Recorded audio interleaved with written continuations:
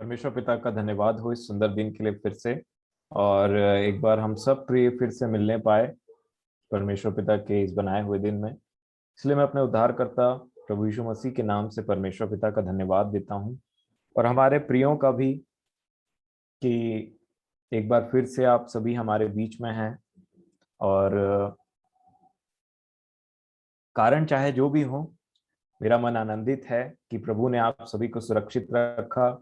जैसे मैंने बुआ और अनाया को मैं देख रहा था, हमारे बीच में अर्पणा दीदी भी है। कुछ कारणवश से हो जाता है कि हम मीटिंग में नहीं जुड़ पाते हैं, लेकिन मैं परमेश्वर पिता का धन्यवाद देता हूँ, एक बार फिर से देखने मिला और आपकी आवाज़ों को सुनने के लिए मिला, अपने गीतों को गाया। और संगीता बुआ को भी मैं देख पा रहा हूँ इसलिए, और दादी भी है। तो सब बातों के लिए मैं परमेश्वर पिता का धन्यवाद देता हूँ। और ये माहौल अपने प्रियों के बीच में, जो परमेश्वर के संगति में जो लोग रहना चाहते हैं और जिनको वचन की भूख और प्यास है, उनके बीच में बैठने का आनंद ही कुछ और है। तो मैं समझता हूँ आप भी ऐसा समझते हैं, इसलिए हम बोर नहीं होते। क्योंकि पिछले दिनों में एक अंकल हैं, वो आपको याद होगा मेरे प्रियो, एक भाई आया था। काफी टाइम हो गया, लॉकडाउन में फंसने के कारण उसका फ्लाइट डिले हो गया था, तो एक दिन यहाँ बैठा हुआ था। झिलकर सर का लड़का, तो मॉरिस झिलकर करके हैं उनका नाम। तो उन्होंने मेरे को फिर कुछ दिन पहले फोन किया था कि रुपेश हम लोग फिर से आ गए हैं बैंगलोर में करके। तो मैं बोला आइए सर, कब आ रहे हैं? तो पिछले संडे की बात है शायद।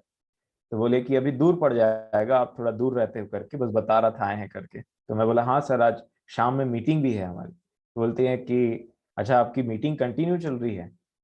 मैं बोला हाँ सर, प्रभु की दया से कंटिन्यू चल रही। तो बोलते हैं अरे यार, आप लोगों ने रिकॉर्ड तोड़ डाला, बोलते हैं रिकॉर्ड तोड़ हो गया आप लोग का मीटिंग, ऐसा बोलते हैं।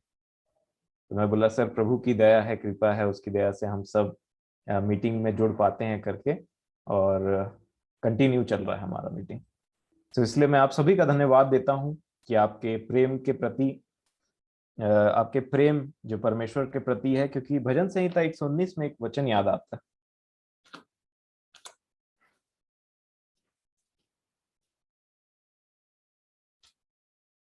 जी हाँ, भजन संहिता 119 63।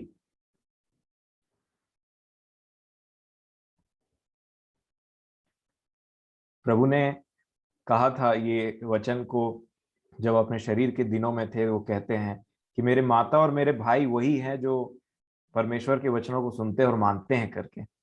मैं समझता हूँ ये दाऊद की भविष्यवाणी थी बहुत पहले प्रभु के लिए। यहाँ 63 में ऐसा लिखा है, जितने तेरा भय मानते और तेरे उपदेशों पर चलते हैं उनका मैं संगी हूँ बोल। तो ये संगति के लिए मैं धन्यवाद देता हूँ अपने खुदावन बाप का। और आइए हम परमेश्वर पिता से प्रार्थना करें कि वो हमारी सहायता करें इस विषय में। प्रेमी परमेश्वर पिताजी, प्रभु यीशु मसीह के नाम से हम आपके चरणों में आते हैं, धन्यवाद देते हैं आपको इस सुंदर दिन के लिए और इस सुंदर समय के लिए। खुदावन बाप, आप ही हैं जो हमें एक साथ इकट्ठा करते हैं अपने आत्मा में, और हमारे मन में अपने वचन के प्रति भूख, प्यास और आदर और इज्जत को उत्पन्न करते हैं। मैं आपके नाम को सराहता हूँ।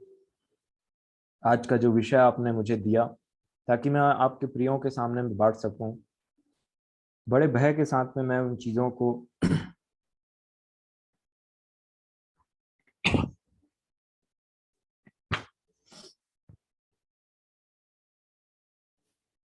आपके लोगों के सामने में रख सकूं। प्रेमी पिताजी, आप मेरी सहायता करें। प्रेमी परमेश्वर पिताजी, जो भी निर्बलता में रहते हैं और आपकी ओर निगाहें उठाते हैं, आप अपनी बड़ी सामर्थ उन लोगों पर दिखाते हैं। आज के वचन के विषय में बड़े भय के साथ में मेरे हृदय में वो भय को और बढ़ाता ले चले, ताकि आपके वचनों को मैं वैसा ही बोलूं जैसा कि आपकी इच्छा हो इस विषय में। आपने जो इस न्याय के इस बहुमूल्य वचन को दिया है, दया करें कि आपके लोगों के हृदय में ये जाए और आपकी इच्छा के अनुसार फल लाने वाला हो सके। हम इस विषय को ठीक ठीक समझें आत्मा में कि हमारी सहायता करें, हर एक बातों को, हर एक कनेक्शंस को, मन, हृदय, सभी को हम आपके चरणों में सौंपते हैं, मेरी और मेरे प्रियों की, और आप अपने प्रियों की सहायता करें। प्रभु यीशु मसीह के नाम से बड़े विश्वास से ये विनती मांगता हूँ, दया से सुने और ग्रहण कर। आमीन। आज के वचन को स्टार्ट करने से पहले एक वचन पढ़ना चाहूंगा मैं। यूहन्ना रचित सुसमाचार 7 अध्याय 16 और 17 वचन। यहां लिखा है, यीशु ने उन्हें उत्तर दिया, मेरा उपदेश मेरा नहीं परंतु मेरे भेजने वाले का है। 17 वचन में वो बोलते हैं, यदि कोई उसकी, किसकी? भेजने वाले की। यदि कोई उसकी इच्छा पर चलना चाहे तो वह इस उपदेश के विषय में जान जाएगा कि यह परमेश्वर की ओर से है या मैं अपनी ओर से कहता हूं।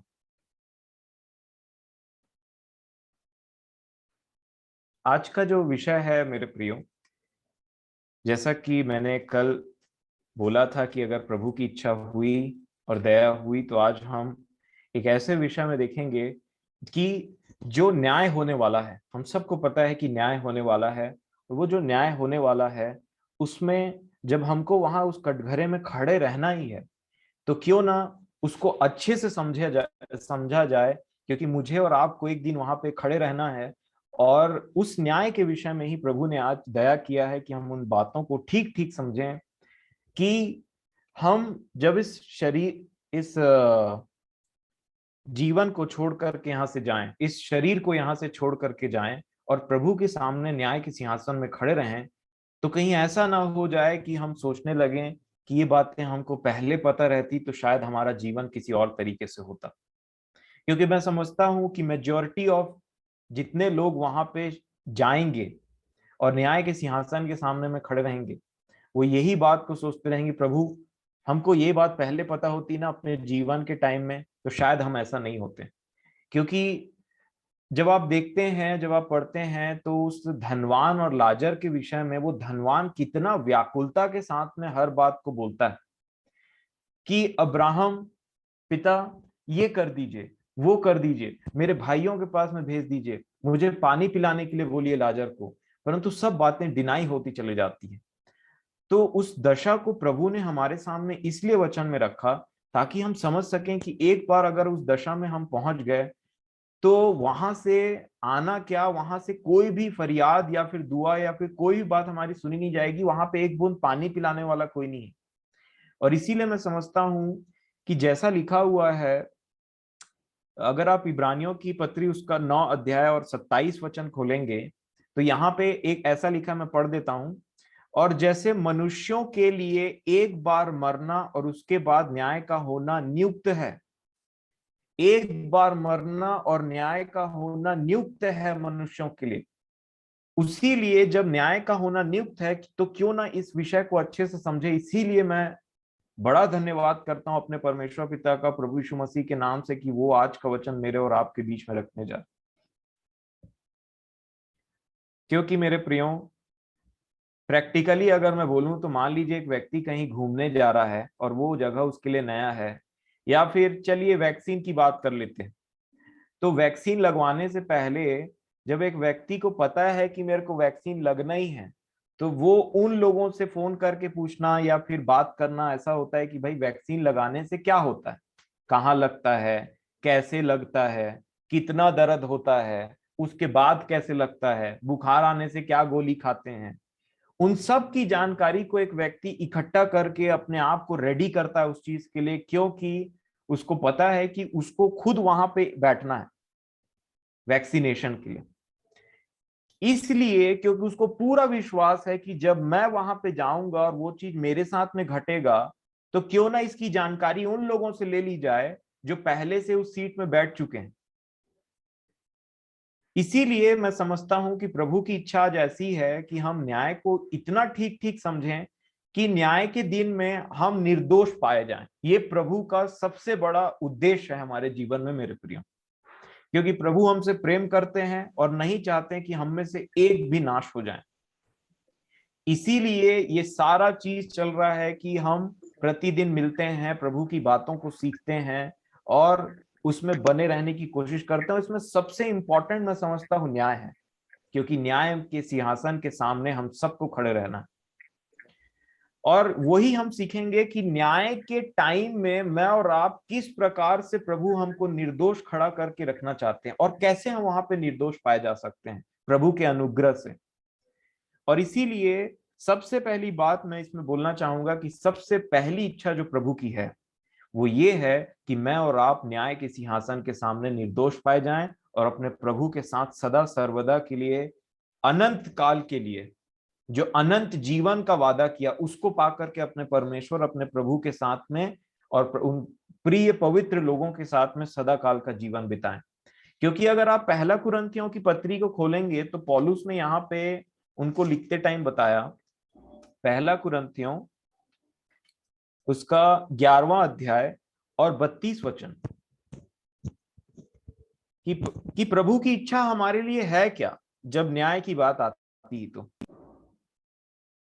पहला कुरिन्थियों 11 के 32 में ऐसा लिखा है, परंतु प्रभु हमें दंड देकर हमारी ताड़ना करता है, इसलिए कि हम संसार के साथ दोषी न ठहरें। ये प्रभु की महान इच्छा है मेरे प्रियो, जो मुझे और आपको समझने की आवश्यकता है, कि प्रभु हमको ताड़ना देना, वचनों को बोलवाना, वचनों का हमारे पास आना, वचनों का पढ़ना, हमारा कायल हो जाना, ये सब क्यों हो रहा है? हमारा दुखी हो जाना, हमारा रोना, अपने चाल चलन को बार बार परख करके परेशान हो जाना, ये क्यों हो रहा है? ताकि प्रभु चाहते हैं कि इस पृथ्वी में जो मेरा बेटा है या मेरी बेटी है, पिता की ये इच्छा है कि ये सब जितना दुख सहना यहीं पे सह ले, इससे भला कि ये न्याय के सिंहासन के सामने में खड़े हो और उतना टाइम ऐसा ना हो जाए कि मैं इनको बोलूं कि इनको भी जाकर के तुम दोषियों के साथ में खड़े करो या उनके साथ में उनका भाग हो। नहीं मेरे प्रिय, ये प्रभु की महान इच्छा है। वो कहते हैं इसलिए कि हम संसार के साथ दोषी न ठहरें। तो दोषी ठहरना और दोषी नहीं ठहरने का कुछ क्राइटेरिया होना चाहिए न्याय के सामने में, और उसी को समझने के लिए प्रभु, देखिए उसका जो नेक्स्ट स्टेप है वो ये है कि हम सब निर्दोष पाए जाएं। तो इसके लिए सबसे पहला काम जो प्रभु ने किया वो अपने लहू को बहा दिया ताकि इनके पाप सब मिट जाएं। लेकिन उसके बाद का जो जीवन है जिसको जीने के लिए प्रभु ने अपने आत्मा को भेजा है, वो हमको ब्लेमलेस बनाता है, वो हमको निर्दोष करके खड़ा करता है। और निर्दोषता क्या होती है ये भी बाइबल में अच्छे से लिखा हुआ है।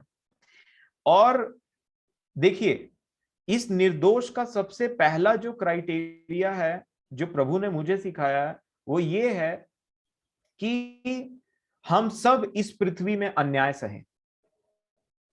ये प्रभु की इच्छा है मेरे प्रियो, क्योंकि हम बोलते हैं कि प्रभु के पीछे हमको चलना है, तो प्रभु के चलने के पीछे चलने का अर्थ होता है अच्छे और सच्चे और सही बात भी है अगर हम उस विषय में, तो हमको उसके लिए दुख उठाना है, क्योंकि ये पृथ्वी में अन्याय हो रहा है। अगर पृथ्वी में ही न्याय हो जाता तो प्रभु के न्याय की आवश्यकता नहीं पड़ती। और इसीलिए हमको इस बात को समझने की जरूरत है। पहला कुरिन्थियों में ही आप देखेंगे तो 6वें अध्याय में पौलुस एक बात यहां पे बोलते हैं। पहला कुरिन्थियों 6वां अध्याय और 7 वचन में हम देखेंगे, पौलुस बोलते हैं यहाँ पे कुरिन्थियों की कलीसिया को, परंतु सचमुच तुम में बड़ा दोष तो यह है कि आपस में मुकदमा करते हो। और फिर वहां पे वो एक क्वेश्चन रखते हैं, वो बोलते हैं अन्याय क्यों नहीं सहते। देखिए पौलुस ने यहाँ पे एक बात बोला, अन्याय क्यों नहीं सहते हो तुम, क्वेश्चन कर रहे हैं क्या दिक्कत है अन्याय सहने में। फिर बोलते हैं एक और क्वेश्चन कर दिया उसके आगे, अपनी हानि क्यों नहीं उठाते। अब अगर आप इस पृथ्वी के लोगों को बोलेंगे अन्याय सहो, तो बोलेगा हम अन्याय क्यों सहें। इसके लिए एक पर्टिकुलर रूल है, एक कानून है, हम जानते हैं, उसको हम क्लेम करेंगे वहां जाकर के। और लीगल टर्म्स में एक व्यक्ति आ जाता है, कई बार अपने ही भाई बहनों के साथ में ऐसा लड़ाई झगड़ा चलने लग जाता है कि इंसान कानून बताने लग जाता है। पौलुस बोलते हैं, इंग्लिश में अगर आप इसी को पढ़ेंगे तो लिखा है, to have lawsuits at all with one another is already a defeat for you. तुम में जहां ये लड़ाई झगड़े आ गए उसमें तुम्हारी हार तो उसी पॉइंट में हो गई थी कि जहां तुम एक दूसरे से लड़ाई झगड़ा और नियम कानून बताने लग जाते हो। और बोलने लग जाते हो कि मैं ऐसा कर दूंगा, मैं वैसा कर दूंगा करके। पृथ्वी के न्यायालयों में जा करके न्याय खोजने की कोशिश करते हो। पौलुस बोलते हैं ये तो तुम्हारे लिए पहले से ही हार है। और फिर दो ऐसे क्वेश्चन जो आज मुझे और आपको झिंझोड़ करके रख देना चाहिए। पहला ये कि तुम अन्याय क्यों नहीं सहते हो। दूसरा ये, अपनी हानि क्यों नहीं उठाते हो। क्योंकि हमने पिछले दिनों मसीही जीवन के बारे में देखा, मसीही जीवन हानि सहना है, मसीही जीवन अन्याय सहना है मेरे प्रियो। और इसी को क्वेश्चन करते हैं और 8 वचन में तो यहां तक बोल देते हैं, परंतु तुम तो स्वयं अन्याय करते और हानि पहुंचाते हो। अन्याय को सहना दूर की बात है और हानि सहना दूर की बात है, तुम तो स्वयं अन्याय करते और हानि पहुंचाते हो, और वो भी भाइयों को बोलते हैं, वो भी भाइयों को। मेरे प्रियो, ये पहला कंपोनेंट है जिसको हमको समझने की आवश्यकता है कि हमको सबसे पहले ब्लेमलेस रहना है, हमको सबसे पहले निर्दोष रहना है। लेकिन यहीं पे इसका खत्म नहीं होता है। ये नेक्स्ट चीज जो चलती है, नेक्स्ट कंपोनेंट जो इसका है वो ये है कि अपनी हानि उठाना और अन्याय को सहना। और इसीलिए अगर मैं और आप इस चीज को देखें तो मैं आपको एक एग्जाम्पल बोलना चाहूंगा न्याय के विषय में। आप थोड़ा इमेजिन करिए कि आपके सामने में दो बच्चे हैं और एक बच्चा जो है वो बिना मतलब का दूसरे बच्चे को मार रहा है, पीट रहा है, गाली बक रहा है, और आप खड़े खड़े देख रहे हैं चुपचाप से कि ये जो नेक्स्ट वाला बच्चा ने, इसने कोई ऐसा काम नहीं किया है, बस ये बच्चा उसको बिना मतलब का मारे पीटे जा रहा है, उसको उसके साथ में अन्याय कर रहा है।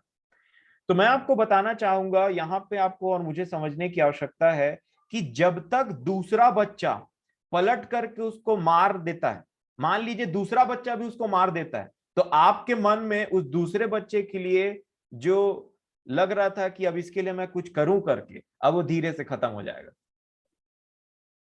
अब ऐसे लगेगा आपको इसने मारा तो उसने भी तो पलट करके मार दिया, तो वो वापस आकर के बच्चा बोलेगा भी ना, मम्मी देखो या अंकल देखो या आंटी देखो उसने मेरे को मारा था, तो पलट करके बोला जाएगा बेटा तूने भी तो उसको मार दिया है, तो हिसाब बराबर हो गया ना। परंतु मैं और आप अगर देखते हैं कि एक ऐसे बच्चे को बिना मतलब का मारा जा रहा है, पीटा जा रहा है, सताया जा रहा है, और वो सिर्फ रो रहा है। कई बार बच्चों में ऐसा देखा जाता है कि उसको मारा पीटा जाएगा तो थोड़ा दूर जाके गाली बकने लग जाते हैं पलट करके, या कुछ भी ऐसा बोलने लग जाते हैं। मेरे प्रियो, न्याय वही खत्म हो जाता है। आप देखिए पुलिस केस में भी क्या होता है, जब एक लॉयर जो रहता है और उसके पास एक क्लाइंट आता है तो वो अपना केस बताता है, तो लॉयर बोलता है तुम्हारा केस बहुत स्ट्रांग है, अगला बच नहीं पाएगा। बस ये करना कि न्याय होने तक तुम कुछ फैसला मत करना, तुम उसके अगेंस्ट में ना कुछ उसको मारना पीटना, ना धमकी देना, ना उसके घर में जाना, ना कुछ काम करना। बस तुम चुपचाप से उसको, अपना केस तुम्हारा बहुत स्ट्रांग है, जब न्यायी के पास में जाएंगे ये सबको प्रूव कर देंगे, सब खत्म हो जाएगा। परंतु अगर उससे पहले जिसके ऊपर अन्याय हुआ था वो अगर गलती से उसके घर में जाके कुछ ऐसा कर देता है तो उसका केस वीक बन जाएगा, उसका केस वीक बन जाएगा मेरे प्रियो। इसीलिए कई बुद्धिमान लोगों को आप देखेंगे तो पृथ्वी में भी वो क्या करते हैं पता है, उनको कोई गाली देगा या मारे पीटेगा तो क्या करते हैं, पलट करके वो काम नहीं करते हैं, उसका चुपचाप से कभी वीडियो बना लेंगे या 2-3 लोग को वो जो गवाह है उनको इकट्ठा करके पुलिस स्टेशन चले जाते हैं। और जब वो पुलिस स्टेशन में अपना केस करते हैं तो पुलिस की टीम आती है और फिर वो ऐसा काम करती है जो ये व्यक्ति नहीं कर पाता अकेले, उसको पकड़ के ले जाना, जेल में भर देना, उसको मारना पीटना, फिर वो एक झापड़ मारा तो 10 खाता है फिर पुलिस से। लेकिन ये कब होता है मेरे प्रिय, जब एक व्यक्ति अपना केस को के लिए कुछ ना करे परंतु चुपचाप से उसको जा करके जहां पे देना चाहिए वहां पे दे दे। मैं आपको यही समझाना चाह रहा हूं कि आप थोड़ा सोचिए कि एक दो बच्चे, फिर से मैं आपके सामने में वही सीन रखना चाहता हूं कि दो बच्चे लड़ाई कर रहे हैं, एक उसको बिना मतलब का मार रहा है, पीट रहा है, उसको गाली दे रहा है, उसको ढकेल रहा, बार बार प्रोवोक कर रहा है, परंतु दूसरा क्या करता है, वो रोता है। ना उसने गाली दिया, ना उसने पत्थर फेंका और ना ही उसने कुछ किया, परंतु उसने अपने पापा को या फिर किसी बड़े को बोल दिया कि पापा ने इस क्षण में कुछ नहीं किया था, पर उसने बिना मतलब का मुझे मारा है करके। तो उसका पापा जो उससे सामर्थ्य में बुद्धि में बड़ा है, जब वो वहां पे पहुंचेगा तो डेफिनेटली उससे बहुत ज्यादा बदला उसको अगले को मिल जाएगा वहां पे। यही सीन कुछ इस पृथ्वी में परमेश्वर पिता मुझे और आपको समझाना चाहते हैं। यहाँ पे लिखा, अगर आप पहला पतरस की पत्री में पढ़ेंगे तो मुझे ये बात बहुत पसंद आती है कि प्रभु यीशु मसीह के बारे में जो लिखा हुआ है, पहला पतरस 2 अध्याय और 22 वचन में ये प्रभु यीशु मसीह के बारे में एक बात लिखी हुई है। आप सब जानते होंगे, पर फिर भी एक बार प्रभु की दया से हम इसको पढ़ेंगे। पहला पतरस 2 अध्याय 22 में ऐसा लिखा है, ना तो उसने पाप किया और ना उसके मुंह से छल की कोई बात निकली, वह गाली सुनकर गाली नहीं देता था। ऐसा लिखा है, न पाप किया न मुंह से कोई छल की बात निकली। लिखा है वो गाली सुन करके गाली नहीं देता था और दुख उठा करके किसी को भी धमकी नहीं देता था, पर अपने आप को सच्चे न्यायी के हाथ में सौंपता था। मेरे प्रियो, यहां प्रभु यीशु मसीह को गाली दिया गया, सताया गया, धमकी दिया गया, परंतु प्रभु ने क्या किया, उन सब बातों को सह लिया और अपने पिता को जाकर के वो केस को सौंप दिया। पिता, आप तो देख रहे हैं कि क्या क्या हो रहा है मेरे साथ में। और जब प्रभु ने ये काम किया, इसका मतलब प्रभु ने अपना वहां पे बदला ना लिया, ना कुछ बात किया, कुड़कुड़ाया तक नहीं, परंतु उन बातों को लेकर के पिता को बोला कि पिता, आप जानते हैं, आप सच्चे न्यायी हैं, आप मेरा न्याय चुकाएंगे। और पिता ने इसके बाद में क्या किया, जब प्रभु अपने आप को बलिदान कर दिए मेरे और आपके लिए, तो पिता ने वहां पे न्याय किस तरीके से चुकाया मेरे प्रियो पता है? प्रभु को वो नाम दिया जो स्वर्ग के नीचे और पृथ्वी के ऊपर उससे महान कोई और नाम नहीं। वो नाम दिया जिसके सामने में हर एक घुटना झुकेगा और अंगीकार कर लेगा कि यीशु ही प्रभु है। ये कब हुआ मेरे प्रियो? जब प्रभु ने अपने लिए कुछ नहीं करके पिता के पास में वो केस को ट्रांसफर कर दिया। इसी तरीके से मुझे और आपको भी समझने की आवश्यकता है कि न्याय में पिता या प्रभु कभी नहीं चाहता। देखिए, 2 वचन लिखा है प्रभु के लिए, मैं इससे रिलेटेड बोलना चाहूंगा। लिखा है सच्चे न्यायी के हाथ में अपना केस सौंपता था, मतलब जो ऊपर है। तो मुझे और आपको भी सच्चे न्यायी के हाथ में ही अपना केस सौंपना है। दूसरा कहा, परमेश्वर का कहना है मेरे प्रियो, बदला मेरा है, वेंजियंस इज माइन, मैं ही बदला दूंगा, मैं ही बदला दूंगा। लिखा है अपना जो है तुम, इसको पढ़ लेते हैं। अगर आप रोमियो की पत्री उसका 12 अध्याय और 19 वचन निकालेंगे, यहाँ पे एक बात लिखी हुई है।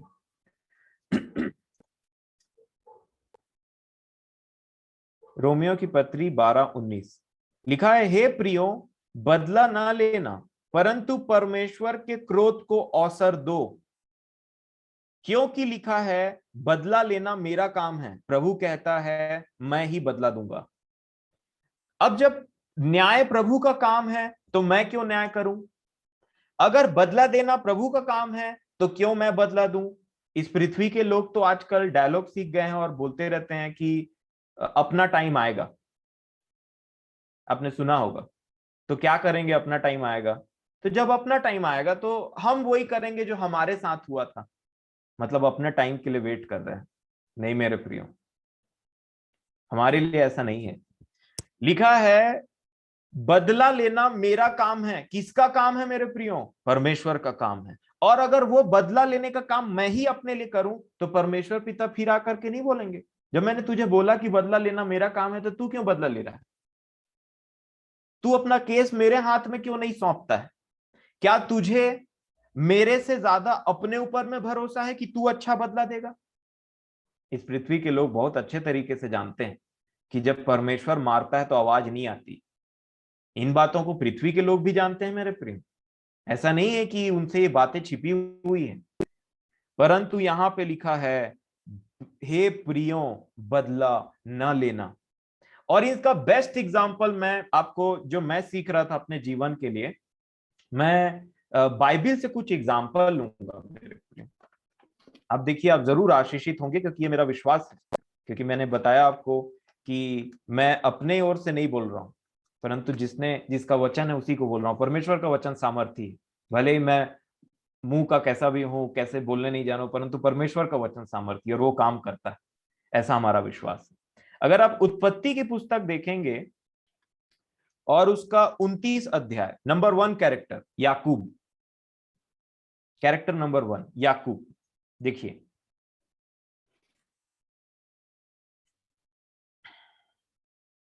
अगर उत्पत्ति की पुस्तक आप निकालें तो मैं आपके सामने में पढ़ना चाहूंगा।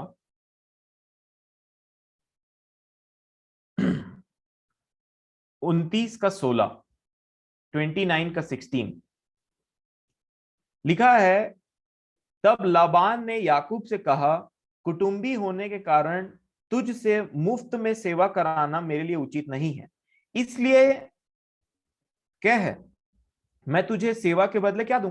लाबान की 2 बेटियां थी, जिनमें से बड़ी का नाम लिया और छोटी का राहेल था। लिया के तो धुंधली आंखें थी, पर राहेल रूपवती और सुंदर थी। अब इसके बाद में 18 में लिखा है, इसलिए याकूब ने जो राहेल से प्रीति रखता था कहा, मैं तेरी छोटी बेटी राहेल के लिए 7 वर्ष तेरी सेवा करूंगा। लाबान ने कहा, उसे पराये पुरुष को देने से तुझको देना उत्तम होगा, इसलिए मेरे पास रह। अतः याकूब ने राहेल के लिए 7 वर्ष सेवा की, और वे उसको राहेल की प्रीति के कारण थोड़े ही दिनों के बराबर जान पड़े।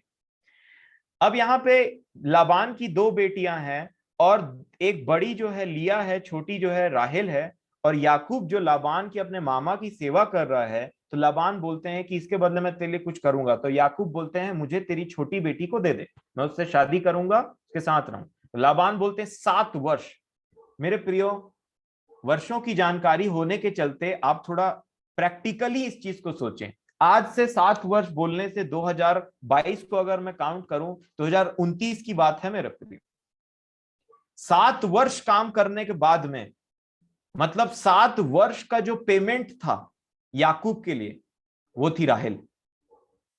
7 वर्ष, और उसने खूब मेहनत किया। मैं तो आपको बोलना चाहूंगा कि अगर 1 महीना भी हम फुल मेहनत करें अपने कार्य क्षेत्र में, उसका पेमेंट नहीं मिले तो थोड़ा सोचिए कैसे हो जाएगा। उसकी सैलरी नहीं आए तो कैसे हो जाएगा। परंतु 7 वर्ष काम करने के बाद में, 7 वर्ष, मैं फिर से 7 बोलना चाहूंगा, 7 वर्ष काम करने के बाद में लाबान ने याकूब को ठग दिया। छोटी बेटी बोल करके बड़ी बेटी दे दिया। ऐसा नहीं था कि परमेश्वर यहां पे देख नहीं रहे। और इसीलिए क्या लिखा है कि शाम का समय था, इसीलिए अंधेरे का समय बड़ा खतरनाक होता है, कि गड़बड़ी जो होती, बोलते हैं कि रात में और अंधेरे के समय में होती। तो शाम के समय में उतना टाइम ऐसे फैसिलिटी नहीं था मेरे प्रियो, कि जितना लाइट जल रहा है और ये सब हो रहा है। शाम हुआ तो लोग इवनिंग हुए, खाना खाया, उसके बाद में या लाबान ने छोटी के बदले बड़ी को भेज दिया। और सुबह हुआ तब याकूब को पता चला, ये तो धोखा हो गया मेरे साथ में, ये तो अन्याय काइंड ऑफ थिंग हो गया, ये तो अन्याय है, टोटल अन्याय है। तब उसने यहां पे क्या लिखा, 25 वचन को देखेंगे। भोर को मालूम हुआ कि यह तो लिया है। तो 7 वर्ष का पेमेंट कहां मिला? 7 वर्ष, 7 ईयर्स। और इमोशन जो होता है उसका क्या, क्योंकि मन और दिल और प्रेम तो राहेल से था, लिया से थोड़ी था। यहां पे लिखा है, भोर को मालूम हुआ कि यह तो लिया है, इसलिए उसने लाबान से कहा, यह तूने मेरे साथ क्या किया है? मैंने तेरे साथ रहकर जो तेरी सेवा की, तो क्या राहेल के लिए नहीं की? फिर तूने मुझसे क्यों ऐसा छल किया है? लाबान ने कहा, हमारे यहाँ ऐसी रीति नहीं है कि बड़ी बेटी से पहले दूसरे की विवाह कर दे। तो क्या ये नियम इसको बाद में पता चला था? क्या उतना टाइम जब बात फिक्सिंग हो रहा था राहेल और याकूब का, तब लाबान को ये बात नहीं पता थी मेरे प्रियो? पता थी। इसीलिए इसने यहां पे उसके साथ में छल किया। इसीलिए वो बोलते हैं तूने मुझसे ऐसा छल किया है। क्यों ऐसा छल किया मेरे साथ में? 25 वचन के आखिरी आखिरी में देखेंगे तो याकूब ये बोलते हैं छल किया, डिसीव।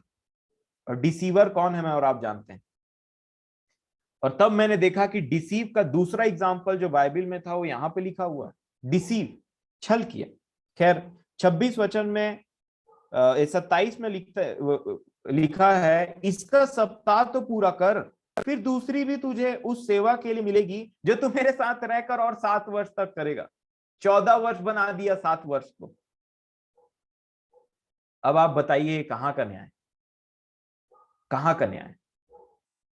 7 वर्ष के पूरे होने के बाद में जो वो डिजर्व करता था उसको नहीं दिया, और जो दे रहा है उसको क्या किया? अब बोला कि 7 वर्ष और सेवा कर ले तो छोटी को भी ले जा।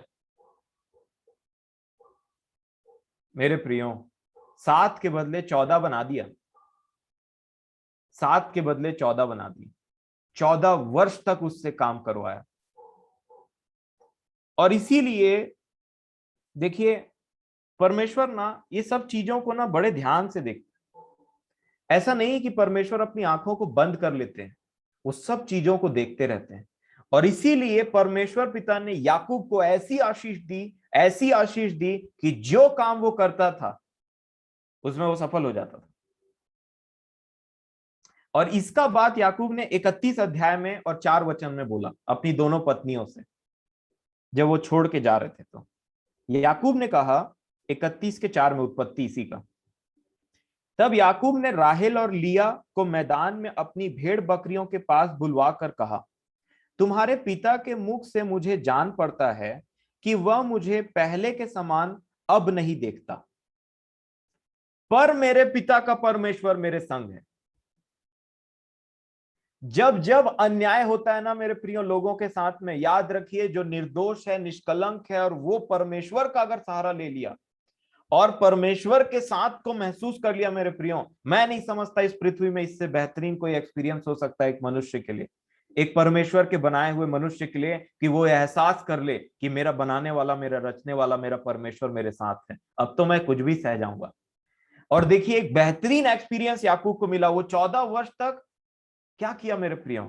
उसको उसके मामा ने ठग लिया, उसको उसके मामा ने धोखा दिया, अन्याय किया, परंतु परमेश्वर ऐसे लोगों के साथ में रहता है जिनके साथ अन्याय होता है।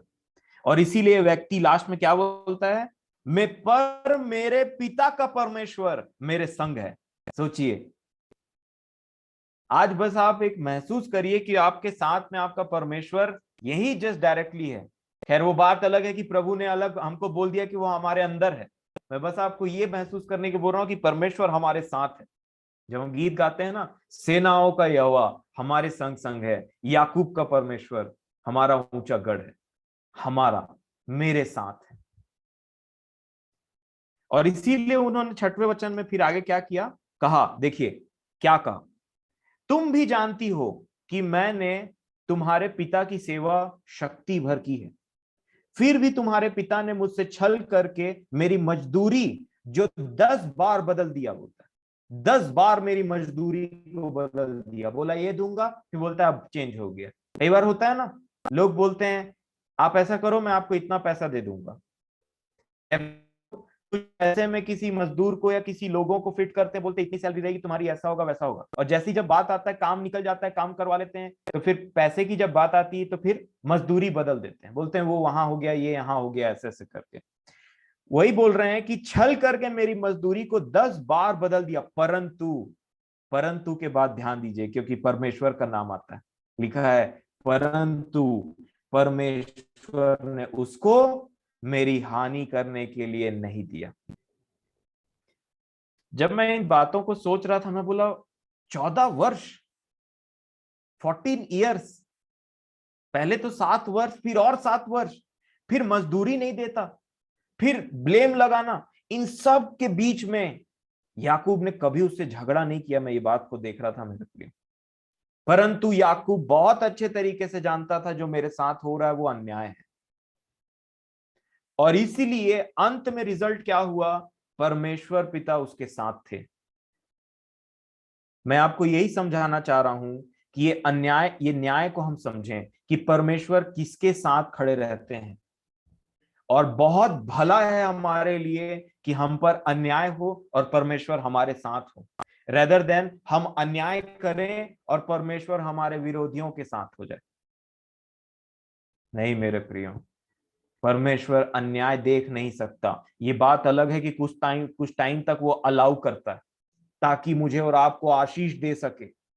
उसने अलाउ किया अपने पुत्र को कि मेरा पुत्र कोड़े खाएगा, थूका, इसके ऊपर थूका जाएगा, इसके ऊपर लोग विश्वास नहीं करेंगे, लेकिन जो उसका अंत हुआ, पुत्र ने अपना केस परमेश्वर के पास, पिता के पास में सौंपा और पिता ने उसका न्याय किया। नंबर 2 इसी में ही है, 29 अध्याय में लिया। मैं लिया के बारे में सोच रहा था, अपने कार्य क्षेत्र में भी जब गया था तो मैं सोच रहा था, और एक स्टेटमेंट मेरे मुंह से निकला कि unloved by humans and loved by God. लिया एक ऐसी लड़की थी जो आंख से धुंधला देखती थी, इसलिए उसका पिता भी इस हड़बड़ी में था कि इसकी शादी करा दी जाए। थोड़ा अब फिर से आप वापस आ जाइए 29 अध्याय के 16 वचन, जहां से हमने स्टार्ट किया। 29 के 16 में ऐसा लिखा है, लाबान की 2 बेटियां थी, जिनमें से बड़ी का नाम लिया और छोटी का राहेल था। अब इन दोनों के आउटर अपीयरेंस में अंतर बताया गया है कि ऊपरी स्वभाव में लिया के तो धुंधली आंखें थी, पर राहेल रूपवती और सुंदर थी। अब इसमें कोई डाउट नहीं है कि याकूब ने राहेल को क्यों पसंद किया, क्योंकि लिया जो थी आंखों की धुंधली देखने वाली थी, परंतु राहेल जो थी सुंदर थी, रूपवती थी। 2 चीज लिखा है यहां पे, रूपवती और सुंदर, beautiful in form and appearance, देखने में सुंदर और रूपवान। अब थोड़ा इमेजिन करिए, साल दर साल से लिया किन बातों को फेस करती होगी।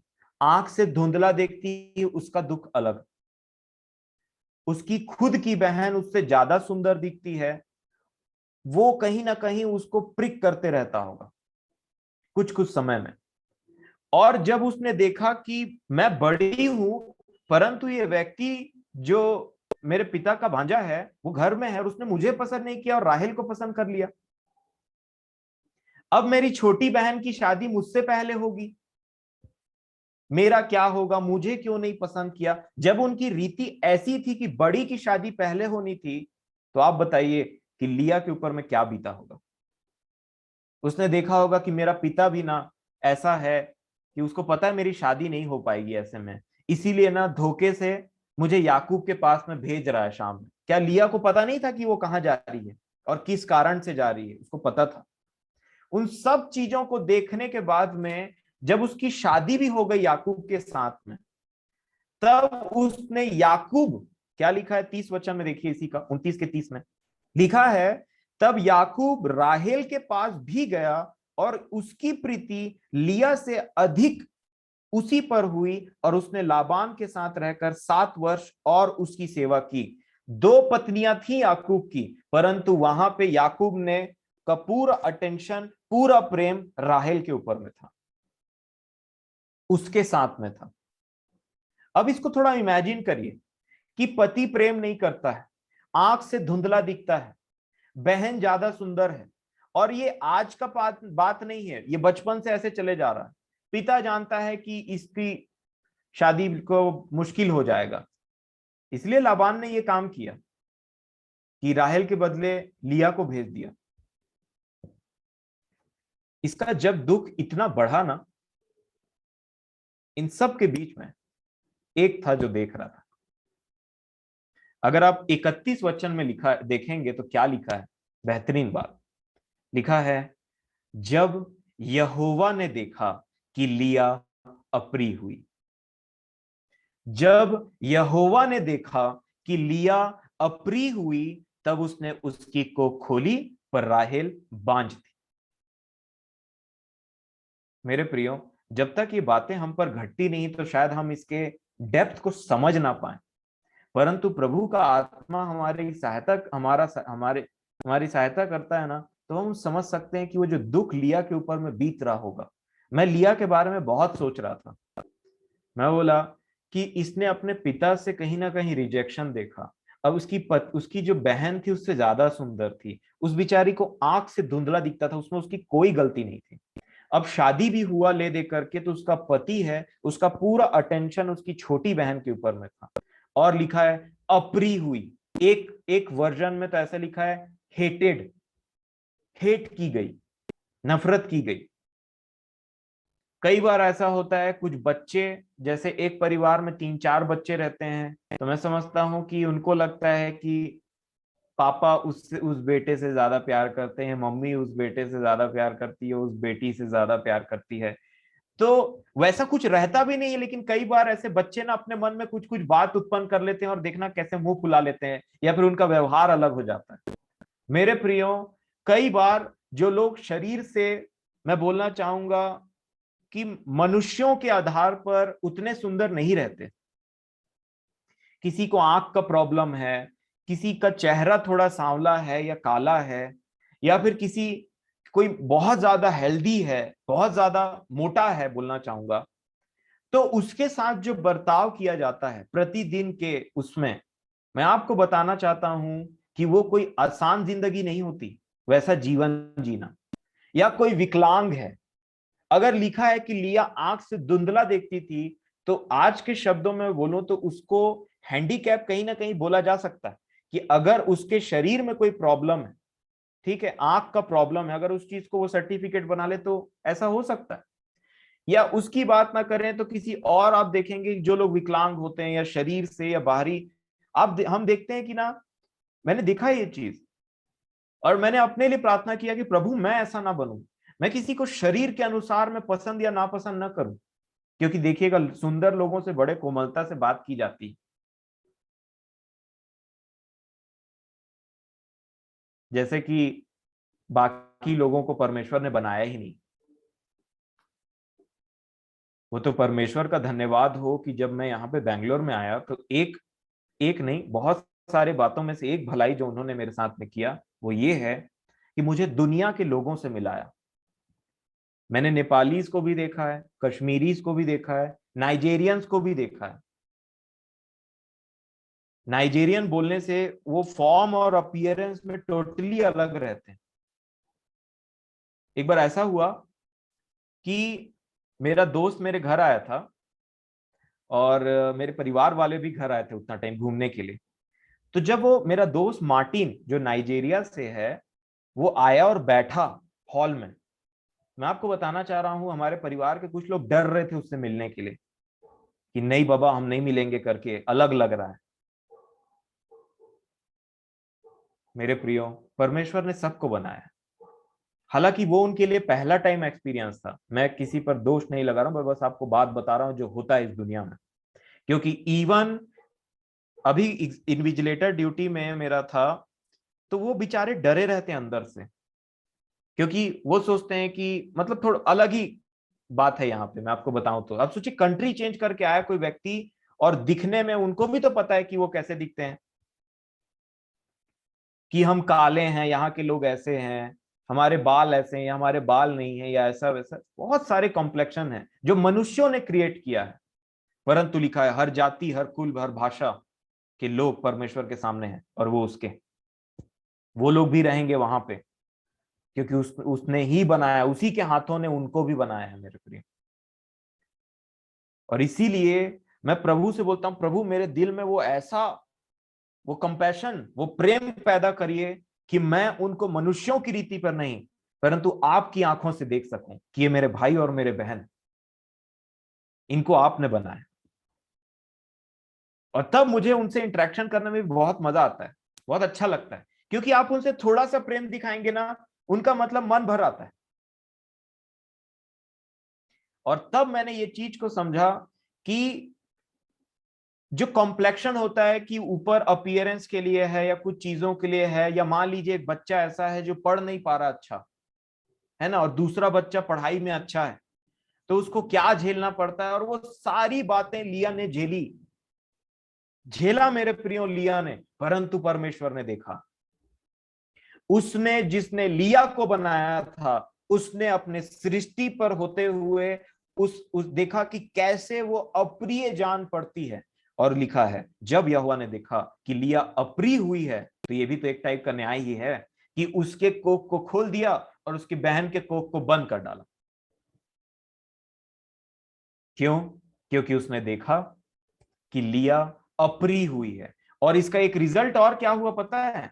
कि याकूब जो राहेल से बहुत ज्यादा प्रीति करता था, बहुत अटैच्ड रहता था, अब उन दोनों में खटपट स्टार्ट हो रहा था।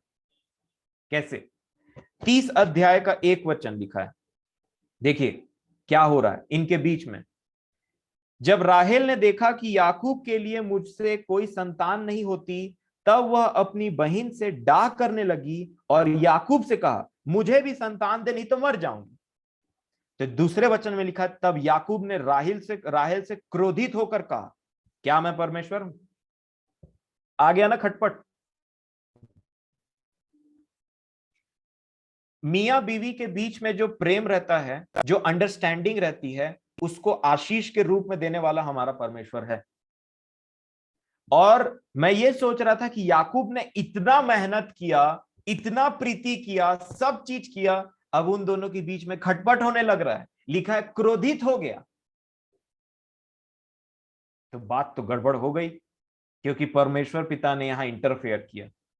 और इसीलिए जब लिया का पहला बच्चा हुआ, तो उसने परमेश्वर को धन्यवाद दिया रूबेन का नाम रख करके। 32 वचन में 29 का 32 लिखा है, अतः लिया गर्भवती हुई और उसके एक पुत्र उत्पन्न हुआ, और उसने यह कहकर उसका नाम रूबेन रखा, यहोवा ने मेरे दुख पर दृष्टि की।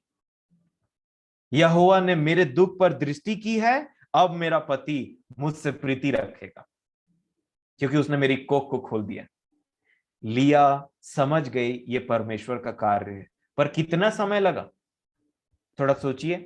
7 वर्ष तो उसने कार्य किया। क्या 7 वर्ष से पहले लिया की आंख खराब नहीं थी? खराब थी। बचपन से वो इस चीज को झेलते आ रही थी। अब पति भी उससे प्रीति नहीं रखता था। उस दुख के कारण क्या उत्पन्न हुआ? एक न्याय उत्पन्न हुआ। अब बताइए राहेल के साथ, अब आप बताइए कि मान लीजिए मैं आपको बोलूं कि चूज करिए कि अगर आप राहेल होते कि लिया होते, तो बताइए आप क्या चूज करते? राहेल या लिया? अगर लिया की आशीषों को पाना है तो उन अन्याय को सहना पड़ेगा। वही मैं आपको समझाने की कोशिश कर रहा हूं परमेश्वर के वचन से मेरे प्रियो, कि इस पृथ्वी पर अन्याय अन्याय अन्याय होगा, लेकिन एक दिन हमारे लिए कहा जाएगा, जब यहोवा ने देखा, जब यहोवा ने देखा तब न्याय चुकाया। तो बताइए पृथ्वी में ज्यादा आशीष चाहिए कि वो न्याय के सिंहासन के सामने? ये एग्जाम्पल नंबर 2 था मेरे प्रियो। इसीलिए हमको ये बात समझने की जरूरत है। और एग्जाम्पल नंबर 3 तो हमारा प्रभु है ही, वो एग्जाम्पल नंबर 1 है। बट मैं अब हम सब प्रभु के बारे में बहुत जानते हैं करके मैंने यहां से स्टार्ट किया। ऐसे बहुत है मेरे प्रियो। आप हाबिल का नाम लीजिए, आप यूसुफ का नाम लीजिए, आप लोगों का नाम लेते जाइए और देखते जाइए कि कैसे उनको दुख तकलीफ झेलना पड़ा। परंतु एक समय आया जब परमेश्वर ने न्याय चुकाया। इसका मतलब परमेश्वर उनके साथ था।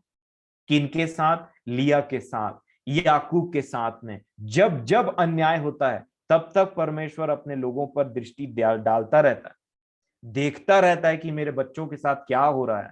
और उस विषय में परमेश्वर सिर्फ हमसे यही चाहता है कि तुम अपने लिए कुछ मत करो, ना बदला लो, ना न्याय करो। वहां पे बस अपना केस मेरे हाथ में सौंप दो, फिर देखो मैं क्या करता हूं।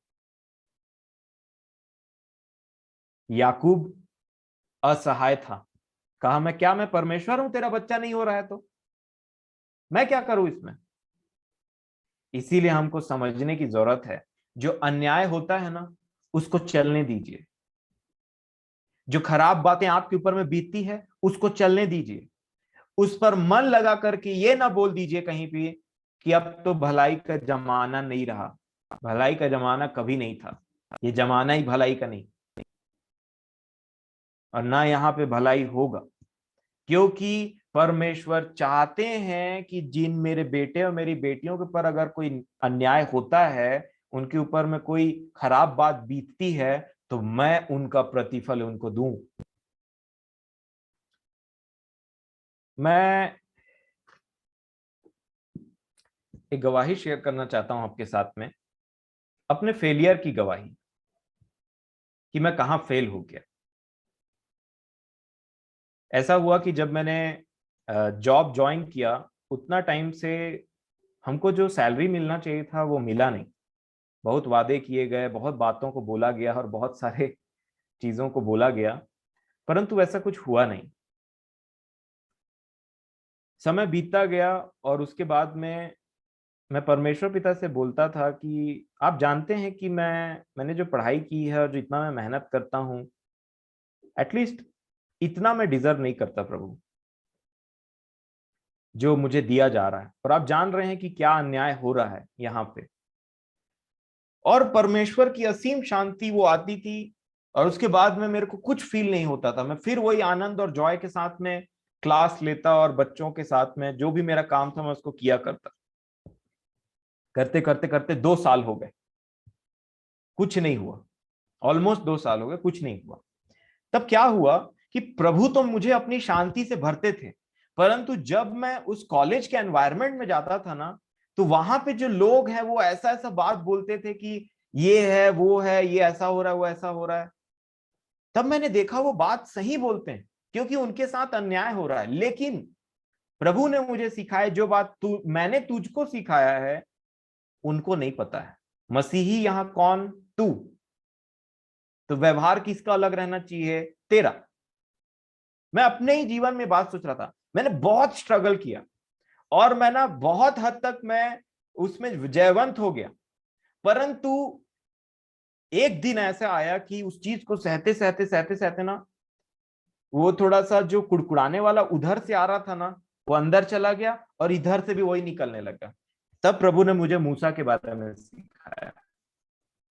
मैं पिछले दिनों आपके साथ में शेयर कर रहा था मूसा के बारे, कि मूसा शांति से भरे परमेश्वर के संगति से भरे थे, परंतु एक समय ऐसा है कि इजरायलियों के कुड़कुड़ाने के चलते वो चीज उन पे ट्रांसफर हो गया।